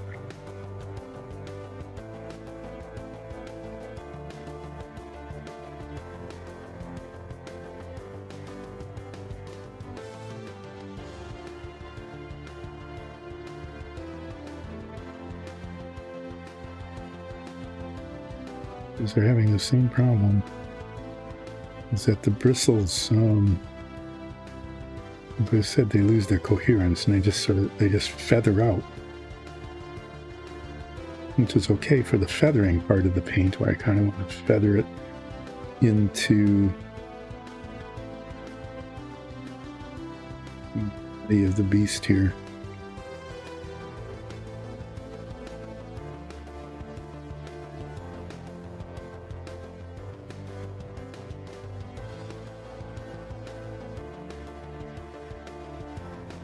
I'm guessing this is turning out the way it's supposed to, in that all the spiky bits are turning red. That's the way it looked on the picture anyway. Something just fell. Oh, okay, that was up. Actually, that was weird. That was very loud. Clattery, clicky sound.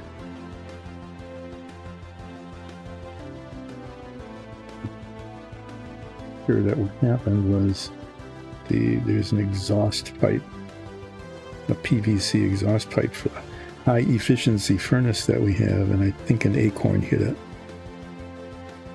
because we have a yard full of oak trees and there are a lot of acorns this year.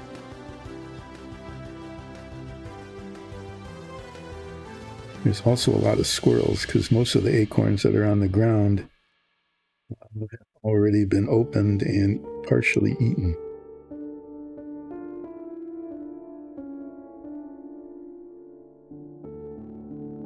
It should be pretty healthy this winter, given that they have lots of food and they seem to be taking advantage of it. Well, now you can see that there's red on it, for better or worse.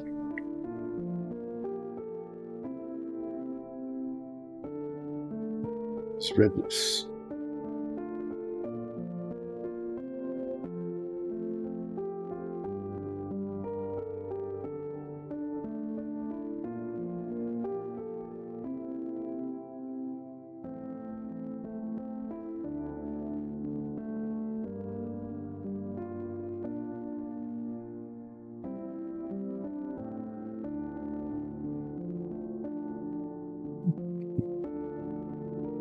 And the legs, and there's just all these spikes on the tail. That'll take a while.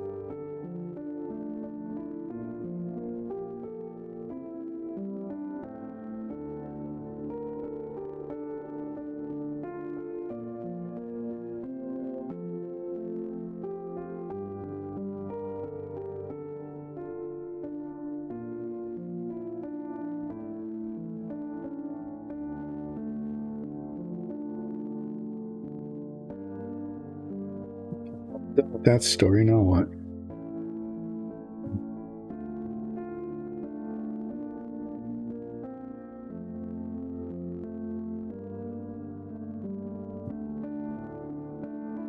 Do for the next hour, whole hour. I don't have any more talking about day at the racetrack to talk about.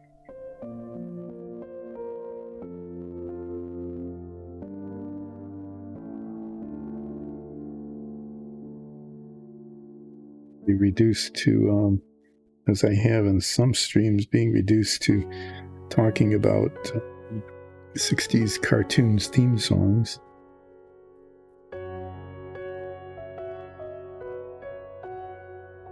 Some of them were okay.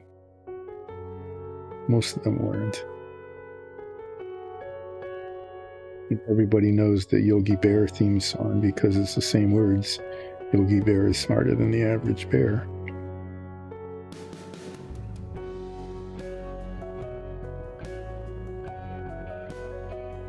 At least bear is an easy word to rhyme. You know? So they could say Yogi Bear is always in the ranger's hair. That worked just fine.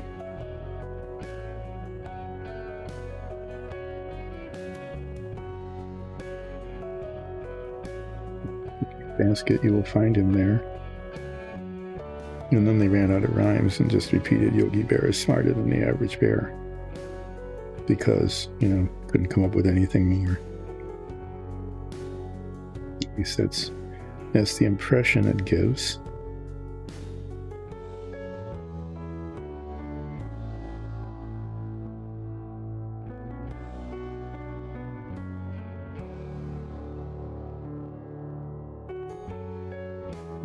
Seems we didn't repeat any of that.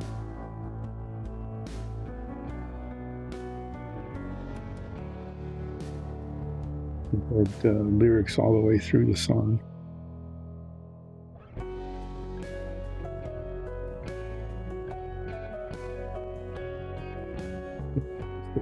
Lyrics, but you know, they didn't resort to just having to repeat the thing.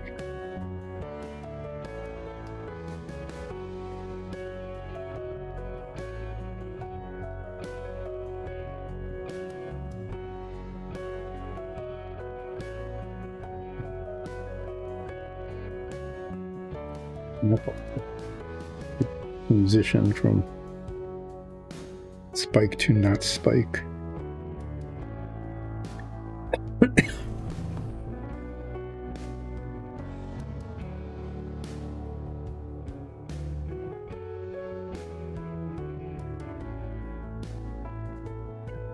Spikes on the back here.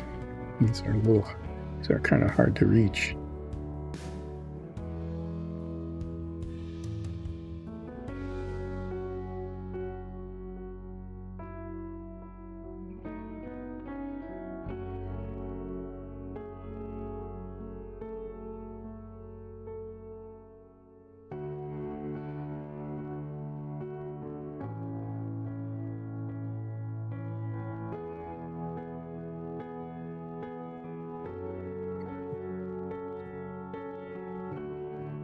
Me in focus here.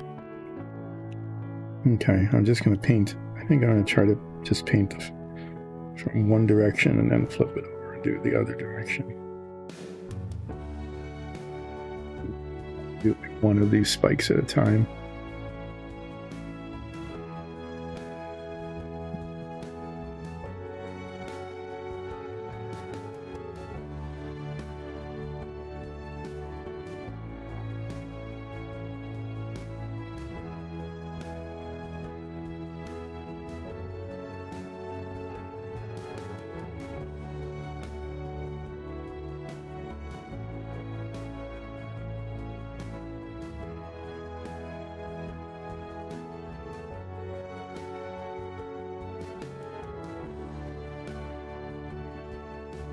Sticky.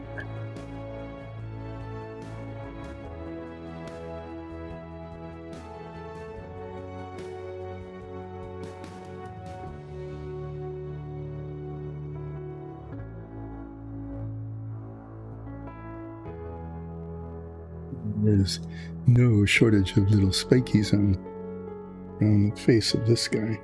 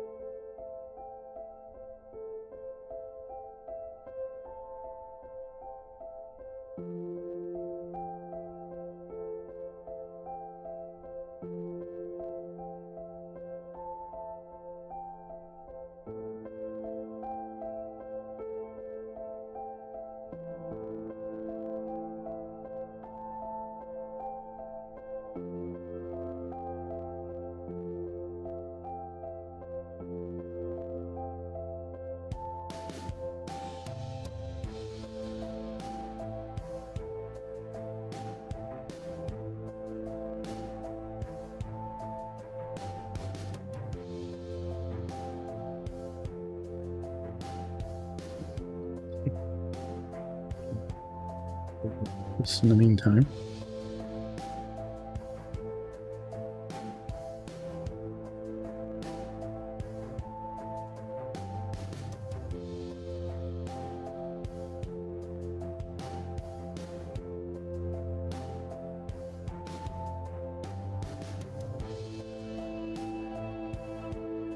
Spiky head here. Very spiky head.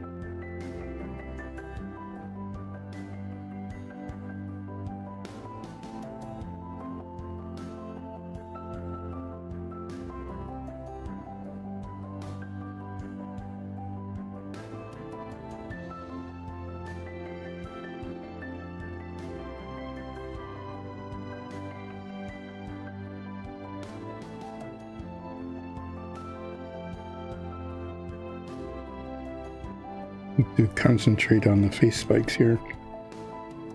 There are lots of them. I'm trying to decide how much to differentiate them from each other. I don't know.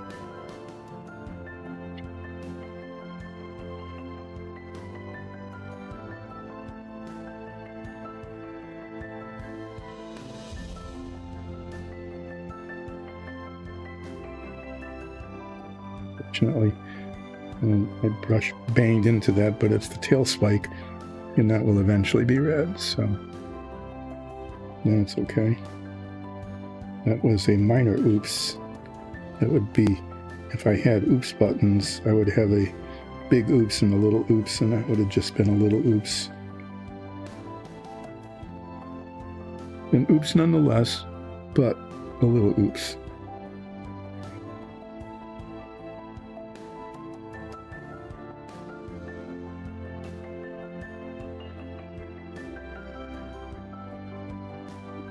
Clean this brush off and remix the paint. The surface of the paint in the jar is starting to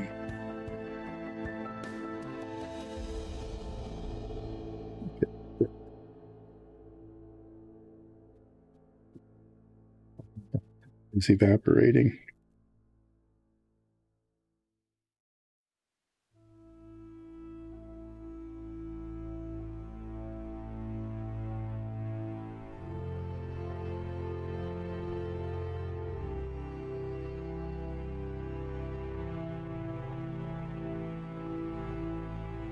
And since I'm taking just these tiny little drops off the top of the jar, the top of the paint, yeah, that layer just starts to evaporate and it gets viscous, and then it doesn't lay down on the surface very well. It tends to pull up the paint if I touch the paint underneath it.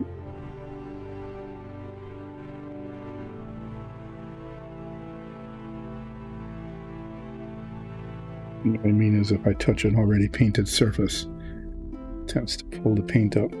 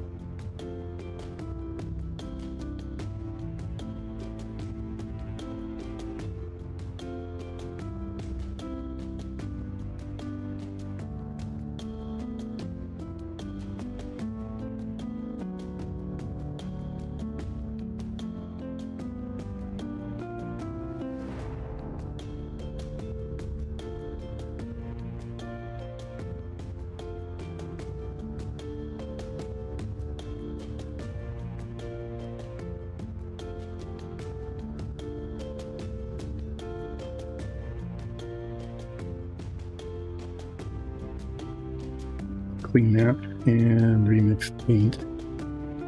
So it'll take just a little bit. A lot of paint built up on the rim. We'll need to clean that up. I don't know how this is turning out. I mean, it looks kind of like it does in the picture, but I think it looks kind of scuzzy. Maybe that's how it's supposed to look. I don't know. Kind of doing my best with it though.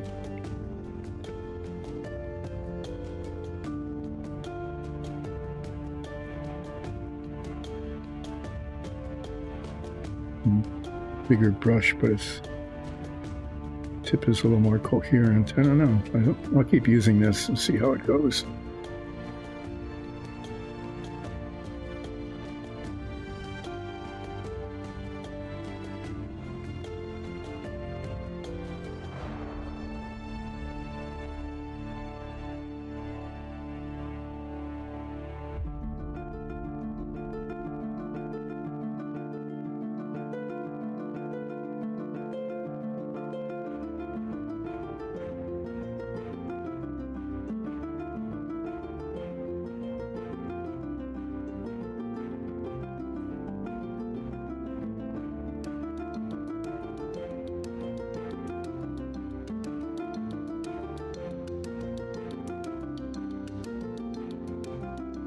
Yeah, the bristles have just totally come apart.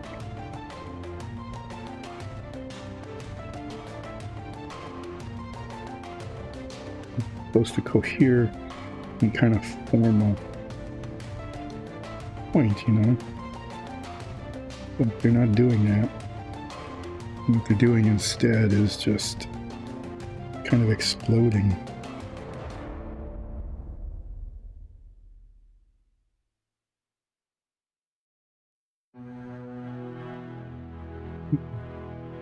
Do some more of these back spikes.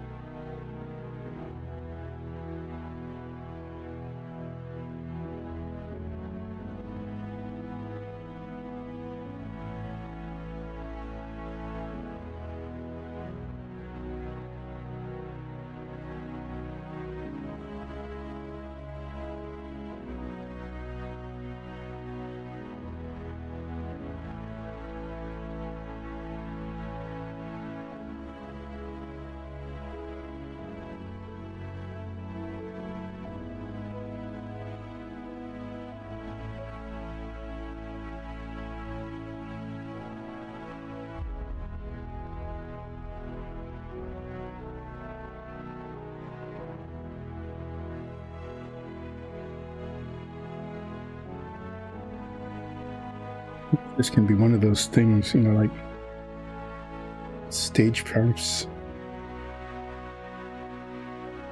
props, where if you look at them up close, they look really kind of cheap and crappy and stuff, because they usually are. But you put them on camera and they look better than the real thing. Maybe this is one of those things that if you look at it from a distance,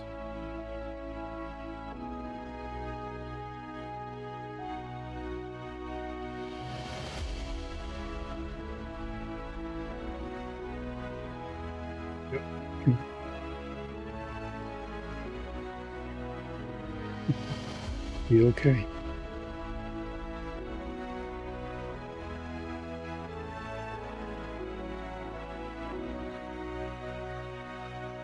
Kind of intentionally, you know, making it kind of messy and fuzzy around the base of these spikes, because I don't want a nice clean demarcation line. It's not the kind of monster it is. Okay,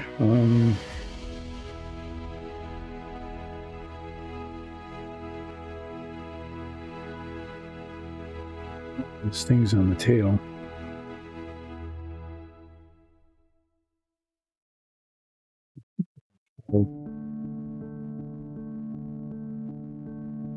Like the tips, because there's so many, is on the aim, like getting the tips of them, but not red all the way to the base.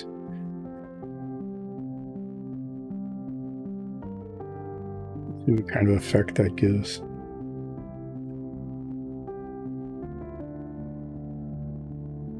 So this busted brush, you know, might work okay for this kind of thing.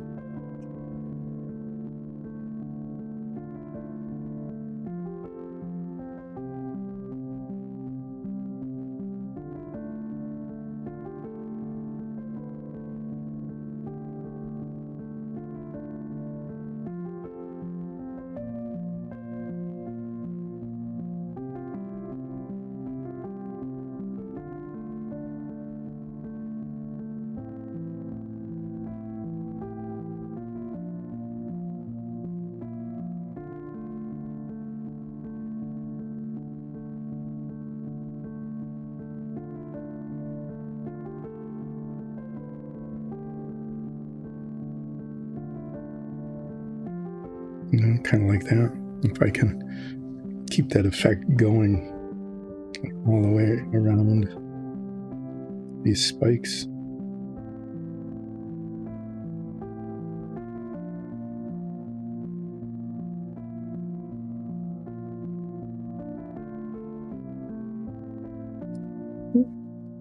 I said when I started putting this red on is it'll either look like it should, kind of cool and menacing, or it'll be, well, we can always print another one.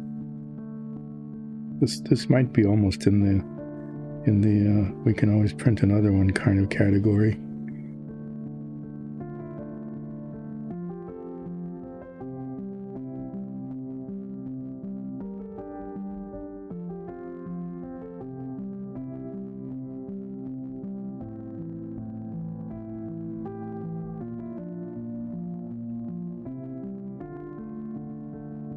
I had more Scar stories or something to tell, but not terribly much to talk about this afternoon.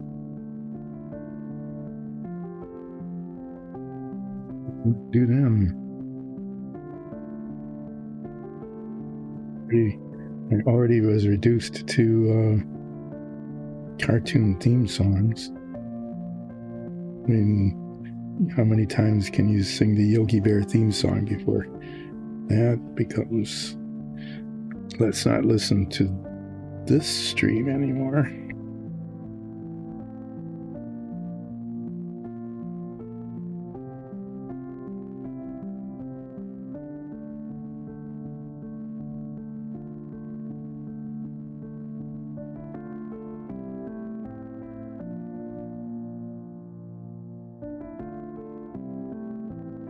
and TV show theme songs.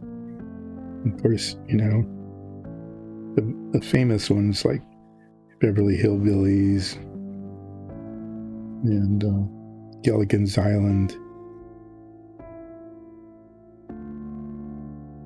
Just about anybody who is old enough to have seen one of those or young enough to have streamed one can do those theme songs.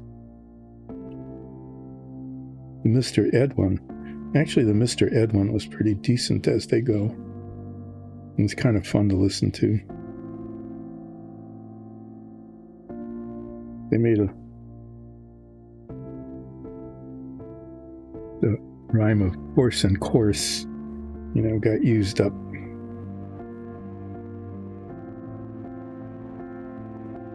Used up almost to the point of, I don't need to hear this again. Because, you know, a horse is a horse, of course, of course.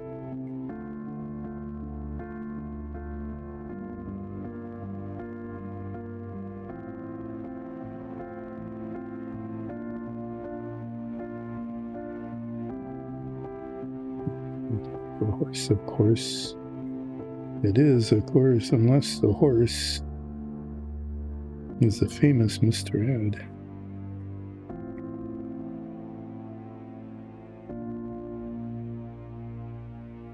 But you did get, you know, get lessons in human discourse. You know, the people yakety yak away and waste your time of day. But Mr. Ed would never talk unless he had something to say.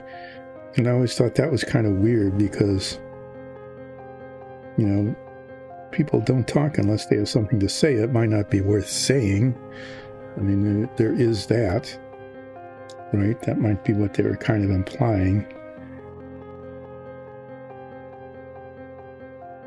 Unless they have something meaningful and useful to say.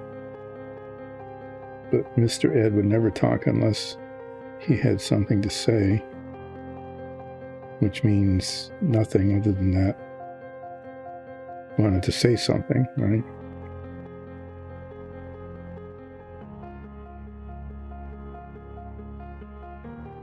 Anyway, you were invited to go right to the source and ask the horse, who would give you the answer that you'll endorse. Whatever. It rhymes, right?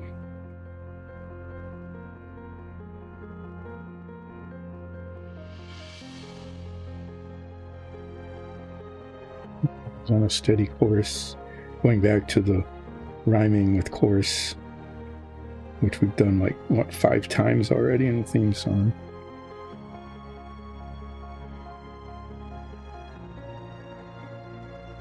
Then of course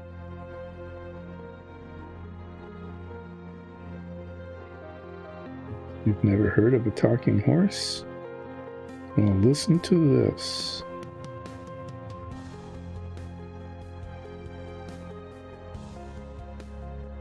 Got was, I am Mr. Ed. It's like, that's what you had to say? We sat through this entire theme song in anticipation of hearing the horse by going right to the source. And we asked the horse, and that's all we get. I am Mr. Ed. We knew that. We already knew that because that was the name of the show. The theme song already told us several times. It is, of course, unless the horse is the famous Mr. Ed. So what did we expect? Hello? I am Tim. No, that wasn't going to happen.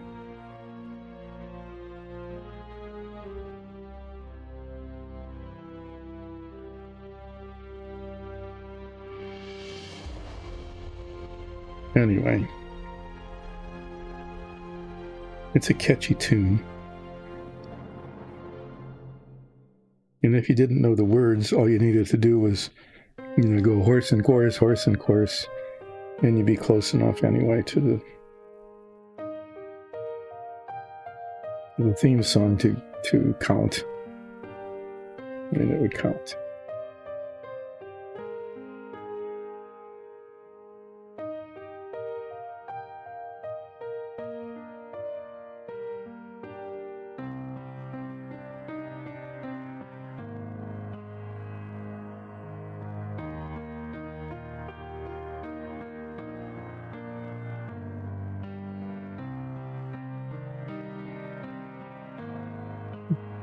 Look how this is turning out. Maybe it's looking like it's supposed to. I don't really know. But you know, this effort to make it, you know, to not have a clean dividing line between the red and the white, because it just look artificial now. It just looks smudgy.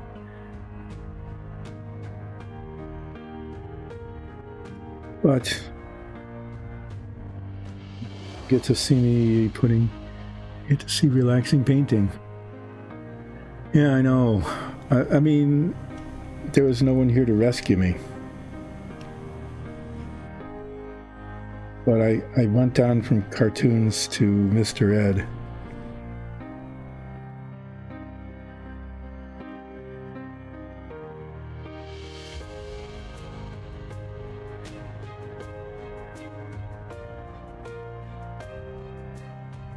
Green Acres, that's a classic. You couldn't get away with that theme song nowadays on a show because, you know, there's the banter back and forth between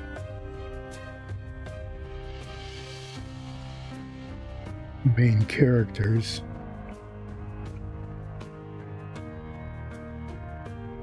Green Acres is the place for me. Farm living is the life for me.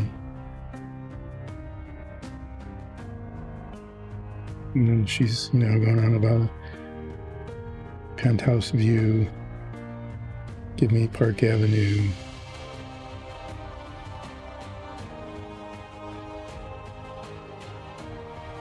At the end, you can tell that it's, you know, it's not a contemporary kind of thing.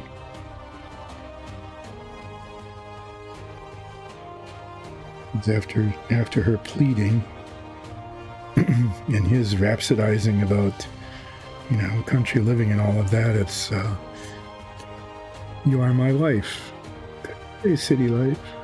It's like, that's it.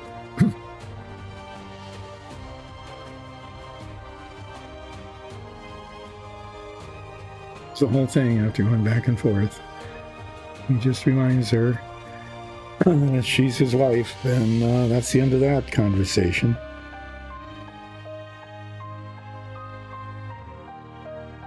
The Green Acres, goodbye city life.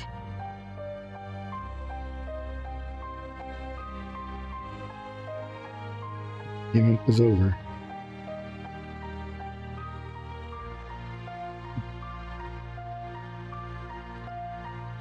That sort of dates things, doesn't it?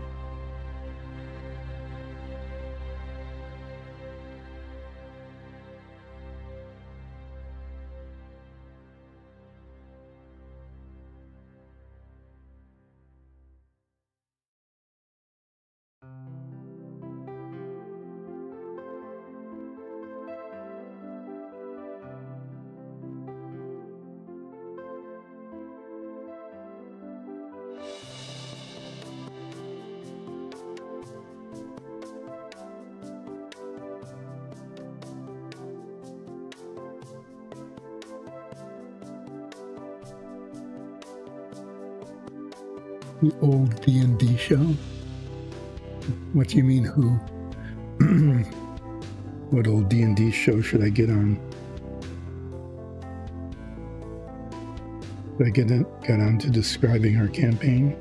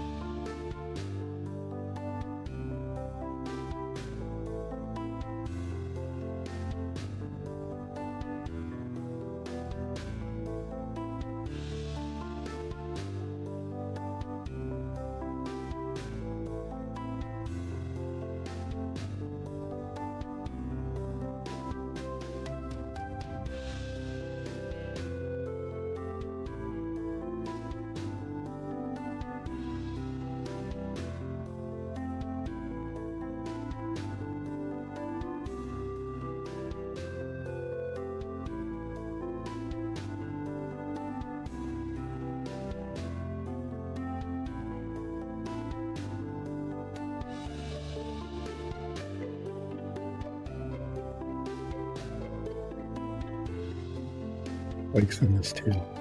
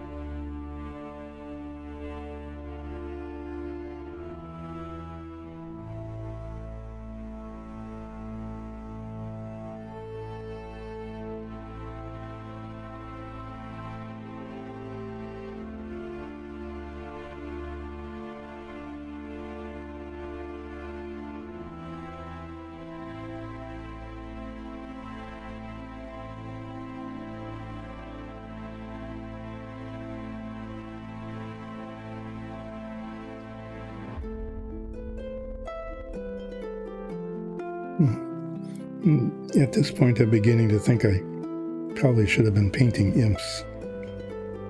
I don't know. I mean, it sounded straightforward. Paint it white, put a little wash on it, and then paint all the spikies. And it's just bicolor, but I don't know. Yeah, actually, right at doing this, too close to be able to see how it looks, really. I should just step back, I guess. And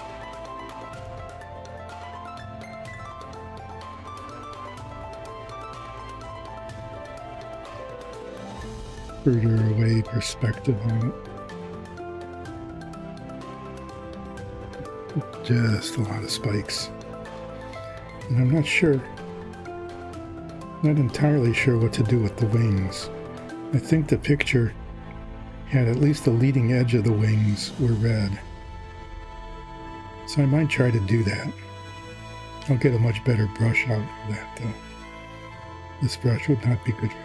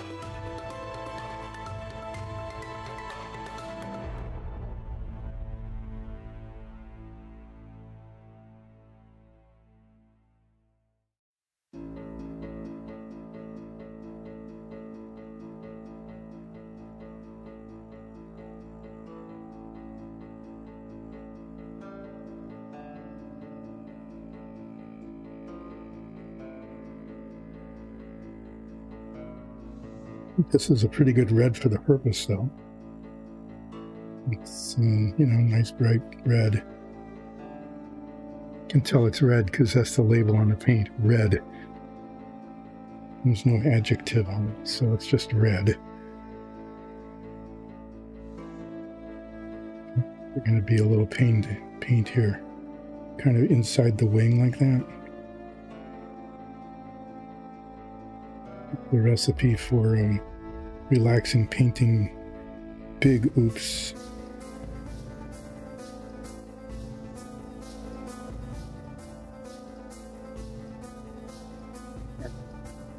the getting the brush in, getting it touching where I don't want it.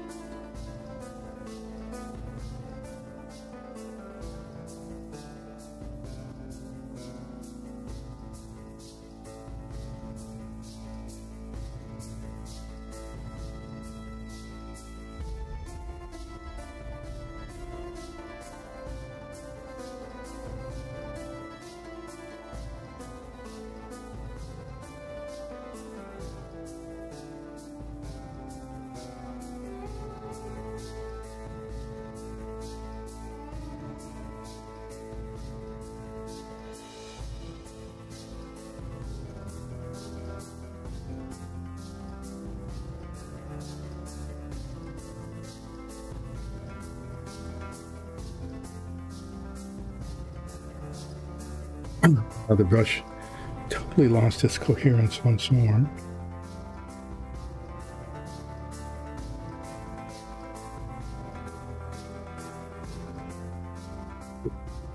There's the paint again.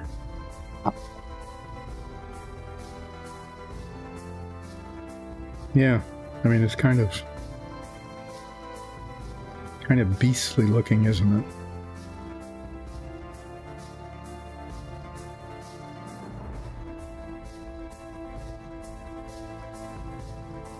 Well, this is soaking there. I'm going to get this little pen out. Make his eyes and nose dark.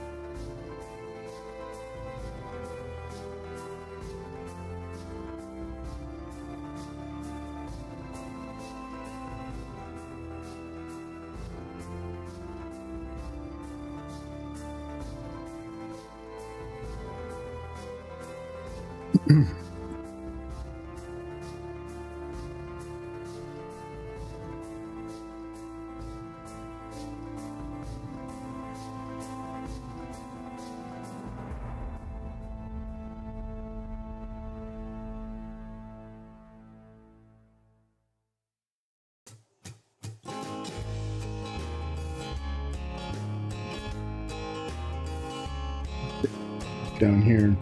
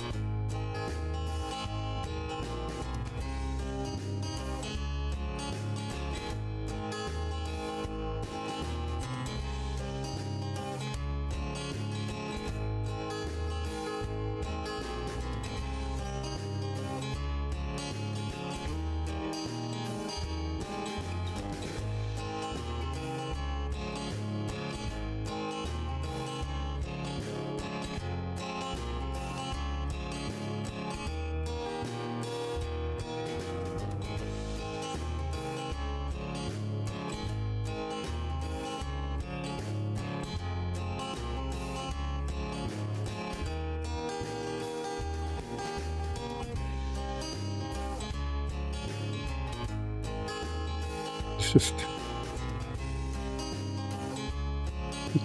along the top of the other side of the tail here.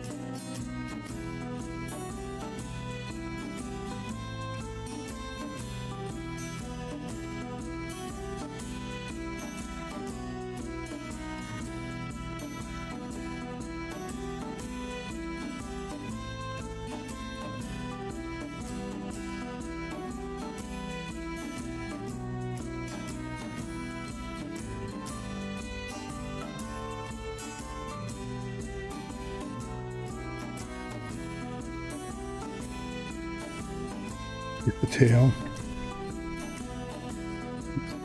Big spiky tail here.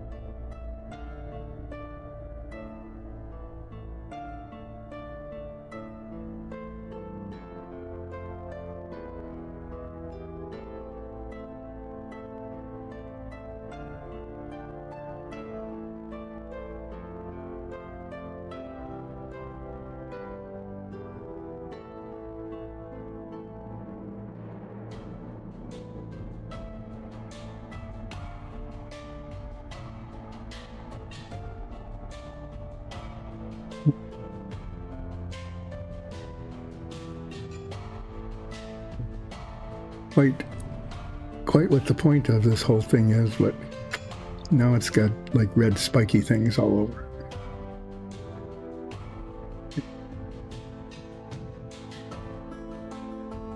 At a distance, it doesn't look too bad.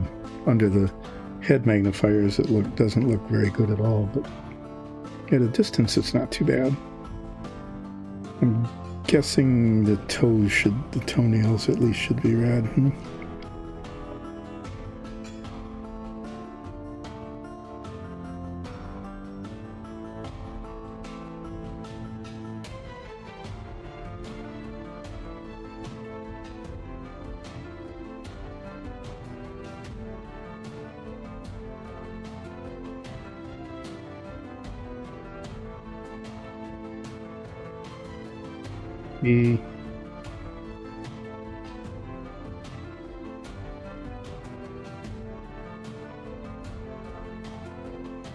I can do a little bit of dry brush technique, just a little bit of red on these like tendons on the foot.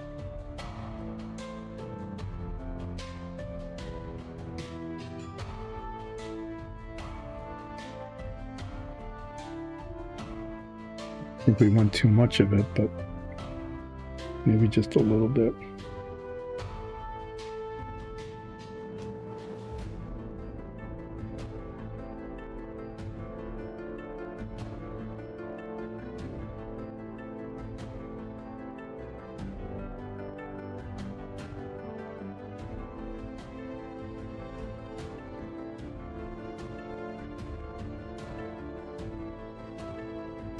They're pretty bland. It's got this thing around its waist. I'm not sure what that is. Dirt red though.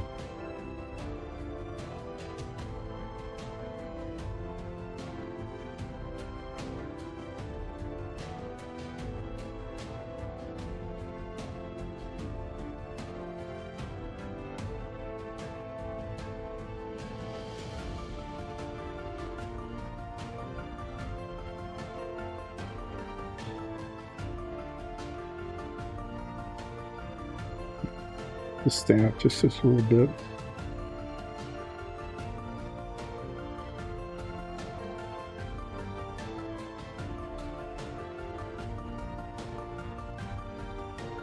Okay, I'm gonna kind of let me get a little tiny brush out. Just do some touching up, like the tips of the spikes where there should be red and they're not, that kind of thing. This will just be little dots of paint here and there primarily.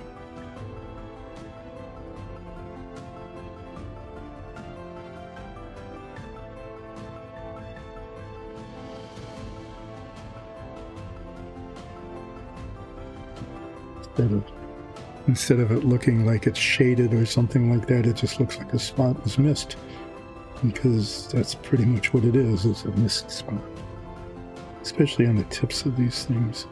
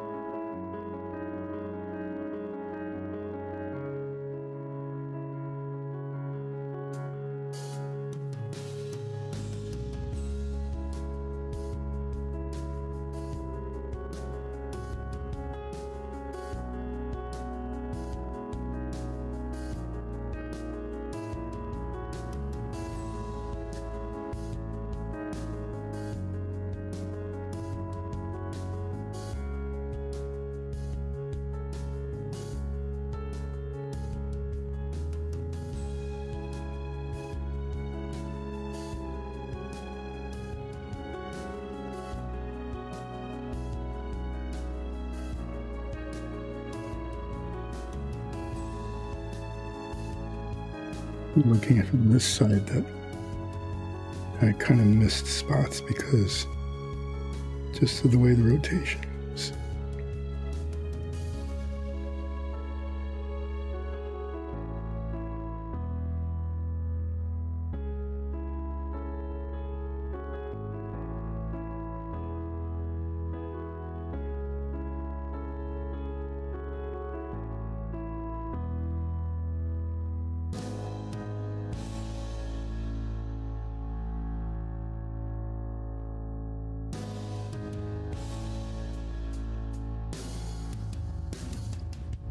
Okay, now what's supposed to happen here?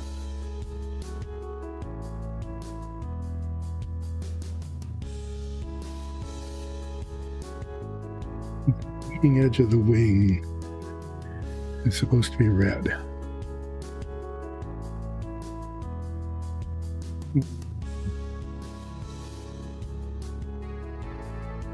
This brush is not going to be adequate. It's not enough of it. Brushes are just too torn up.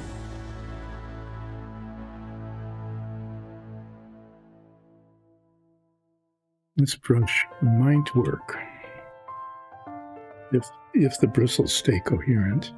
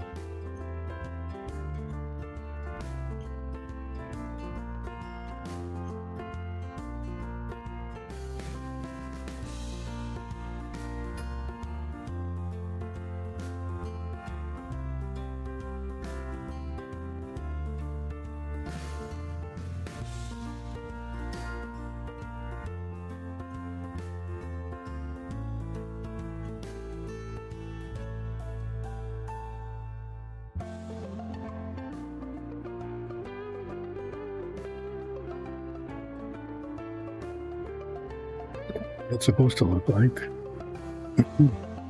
These get a little harder when you start getting inside the wing like this, especially since the brush disintegrated.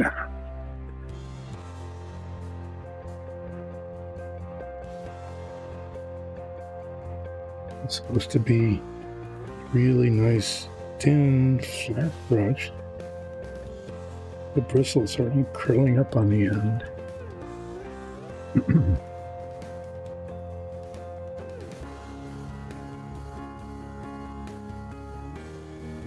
This one.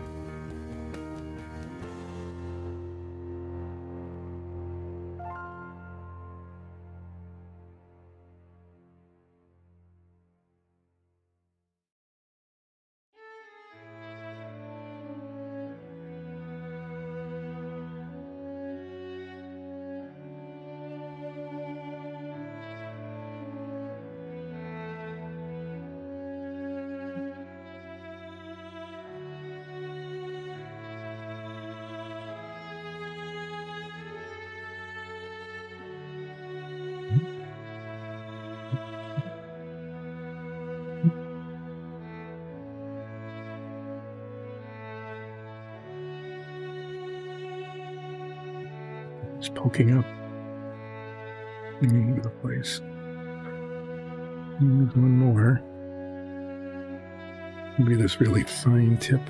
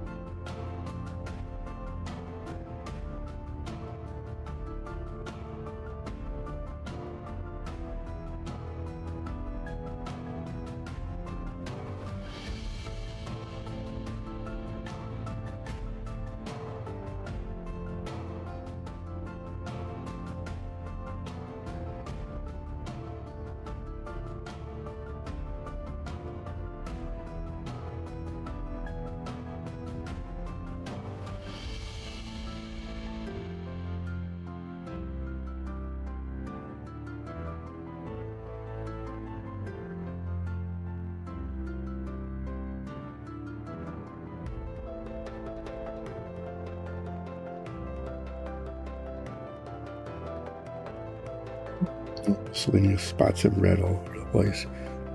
That I will need to get some white paint out and attempt to touch up.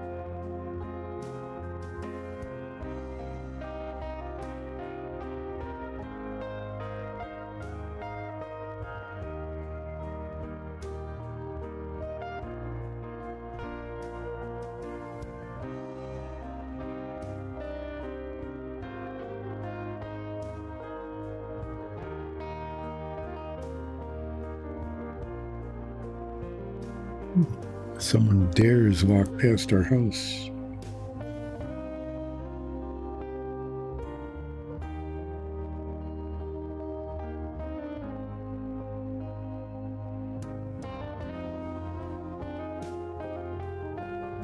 Dogs is a pretty vocal watchdog. He watches.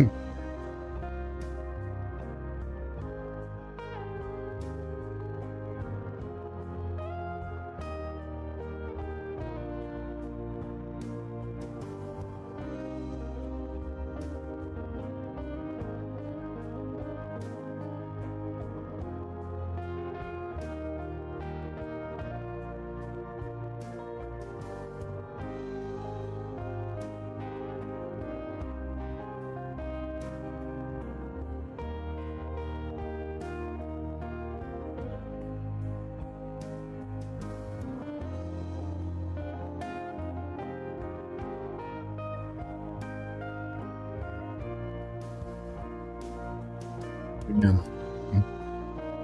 And that was good.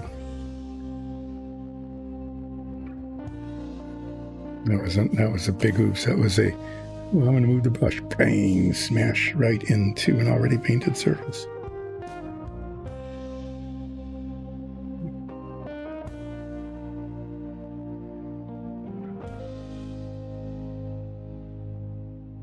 Even worse.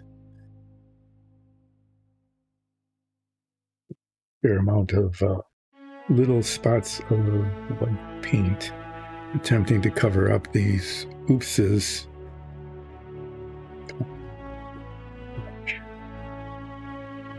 Flipping into the surface to the place to be painted. It's my most common source of oops.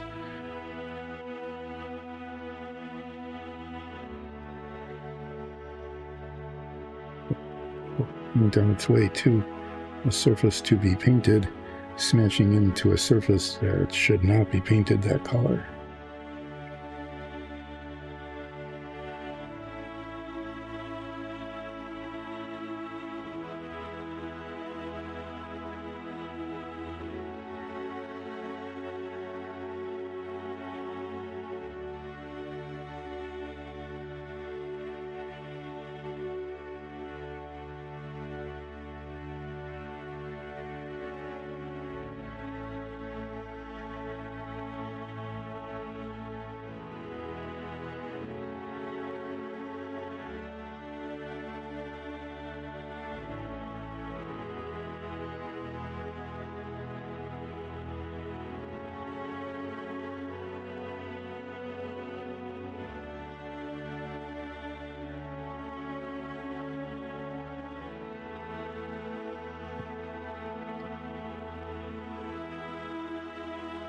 Really bad. I'm going to have to try to wipe that off.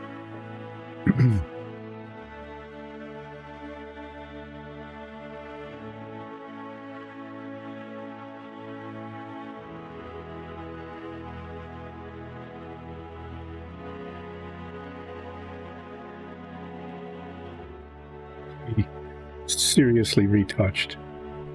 As I'm getting near the end of the stream, I'm getting a little tired and a little inaccurate, and wow. Smash the brush directly into the side of the wing.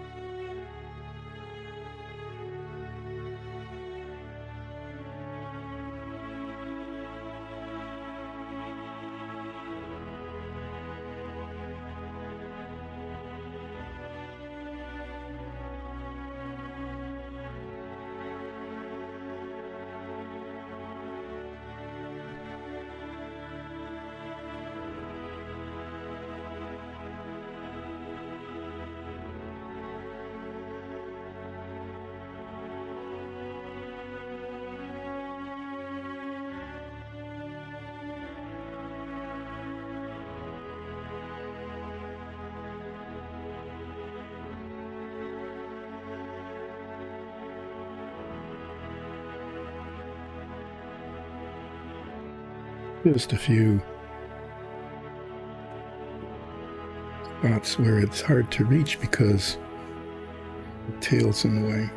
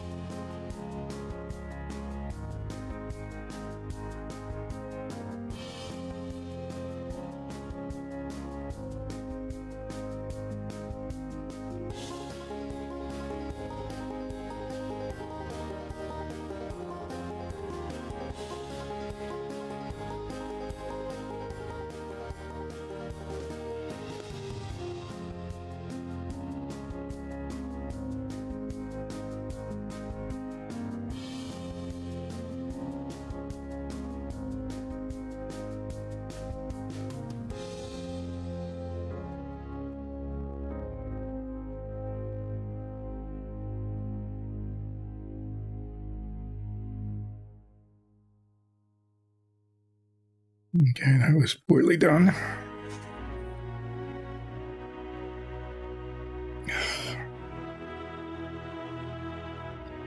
Able to reach there. So I'll touch that up with some white and then maybe a little bit of the glossy over the top of it again.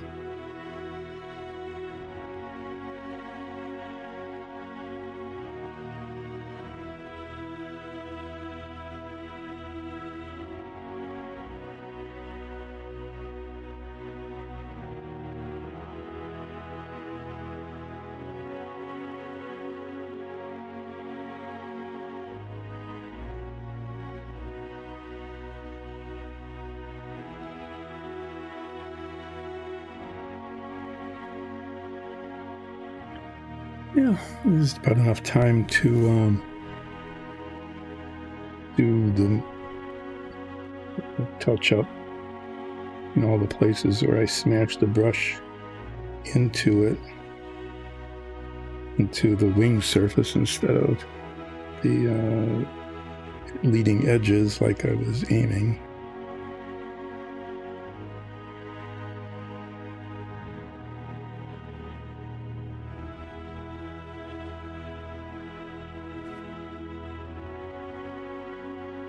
There's a few places where I can even things out a little.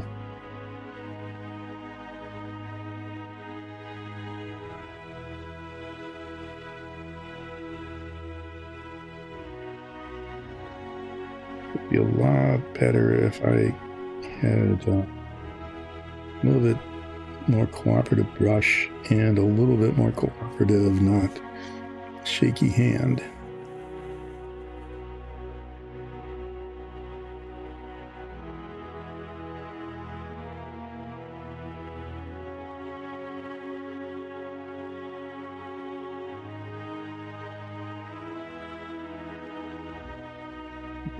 less bumping into things.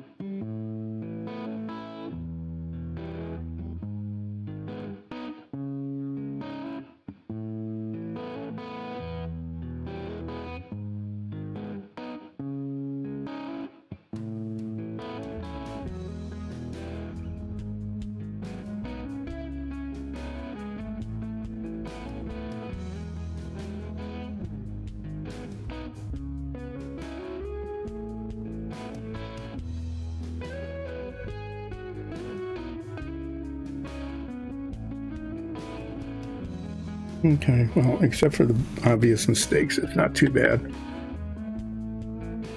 Clean that up. Get out the white paint, and there's one spot where I'm going to have to get the pro some paint out again.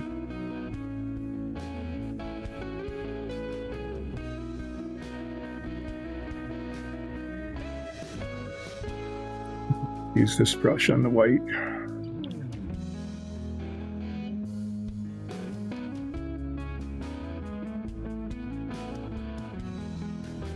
Well, yeah, stopped talking about race cars and all sorts of stuff and just started trying to get red paint on this thing, and I don't know if that's what it's supposed to look like, but that's what it is looking like. So what I'm doing now is, when I was putting the paint on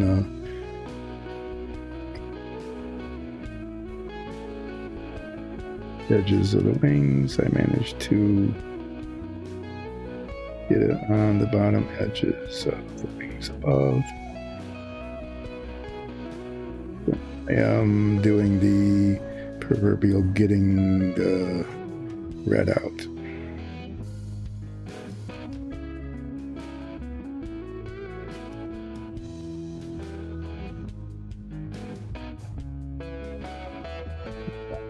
Too many really bad spots, you know, a few here and there, except on one wing on the other side. I really smashed it. I mean, really smashed it with red paint, and I need to paint that over here and probably put the pearlescent on it too, because it's a pretty big area. See how it looks when the white kind of dries.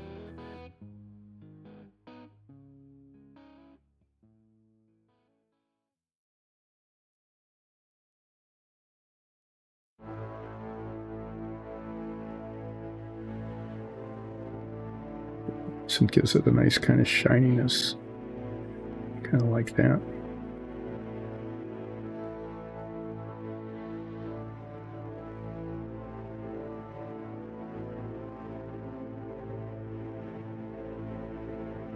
There aren't as many red spots as I was afraid there was going to be. There's one there. Kind of hard to reach.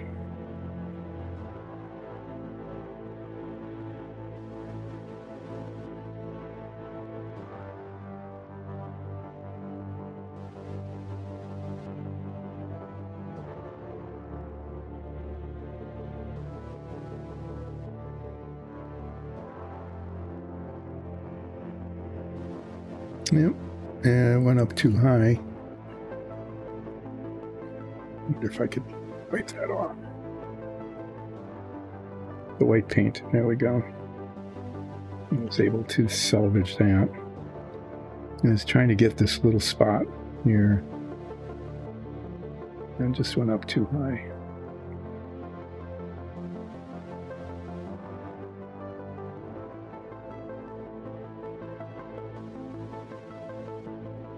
The bottom of the wing there.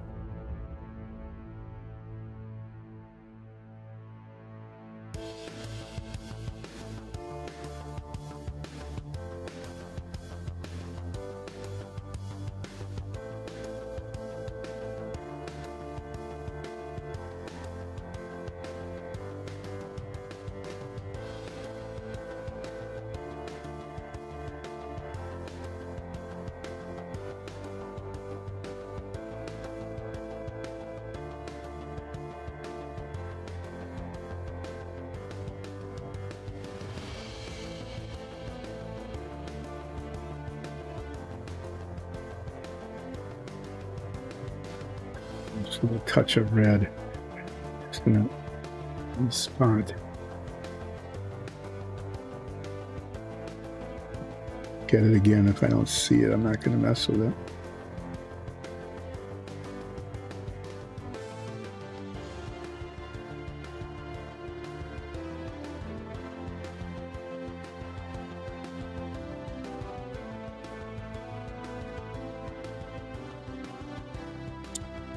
This pearlescent paint is still underneath. It's still kind of okay. Just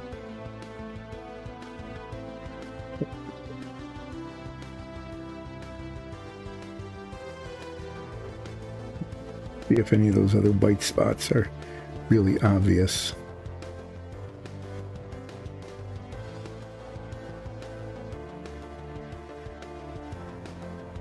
Whether they need to be shinied or not. I'm not really even seeing them anymore. At least not with my naked eye.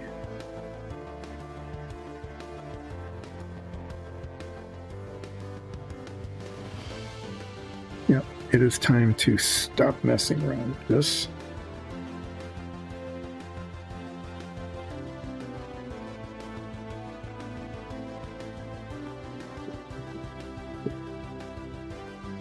Sort of out of the way anyway. Try to clean the brush without hurting it.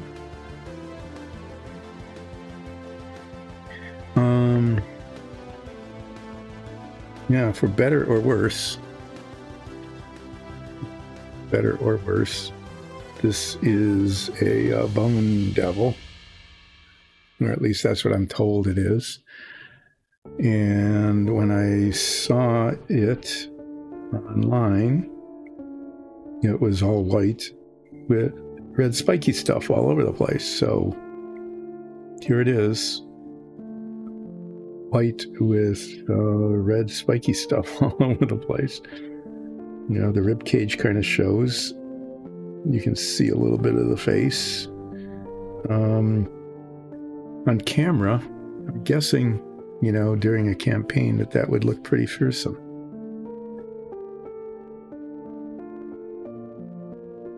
Looks pretty scabby, but at a distance, you know, it's not too bad.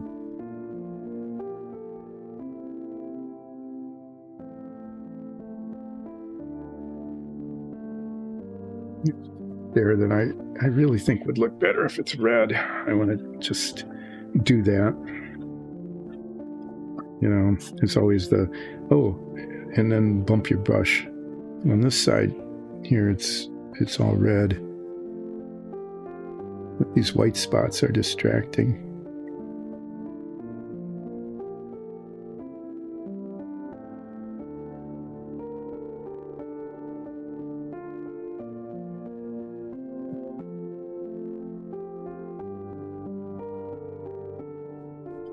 The face, just like right here.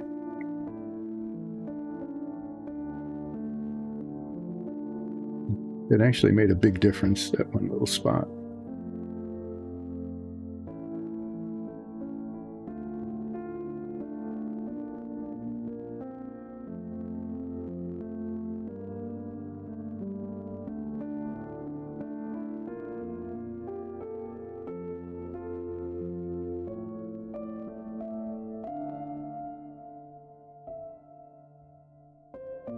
Yeah, if I start looking around, I'm just going to find more and more little flaws everywhere. But since the whole thing is pretty much just one giant flaw,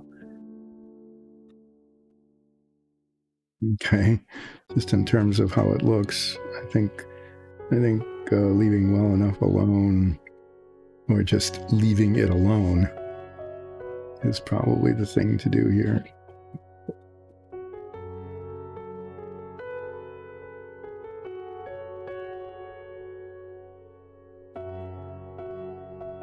So I continue to not leave it alone, not heeding my own advice.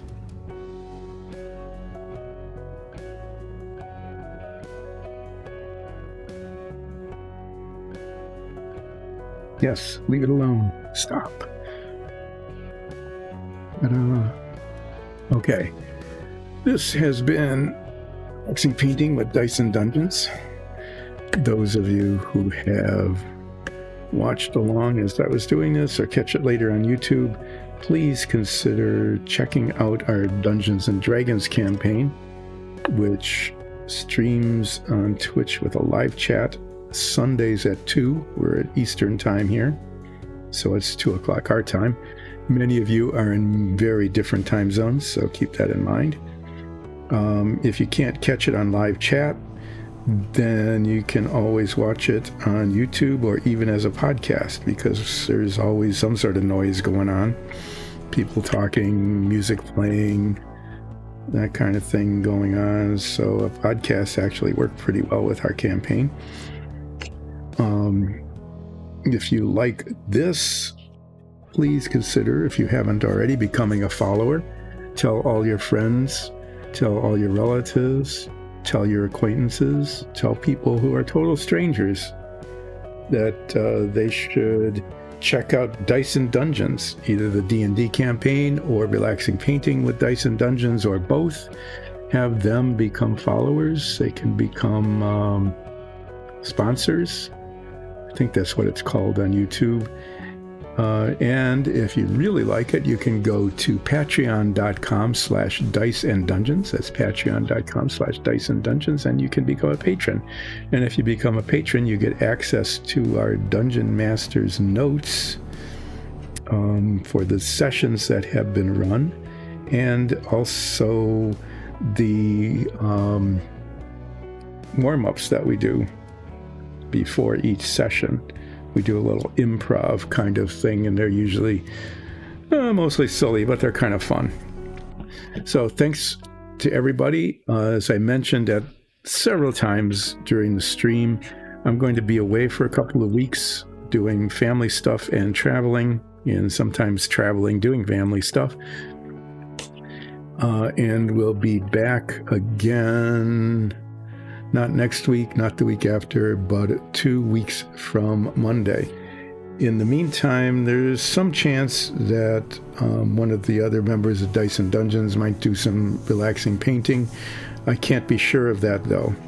But I do know that I will be back 2 weeks from Monday, and I hope that you all have a chance to join in then.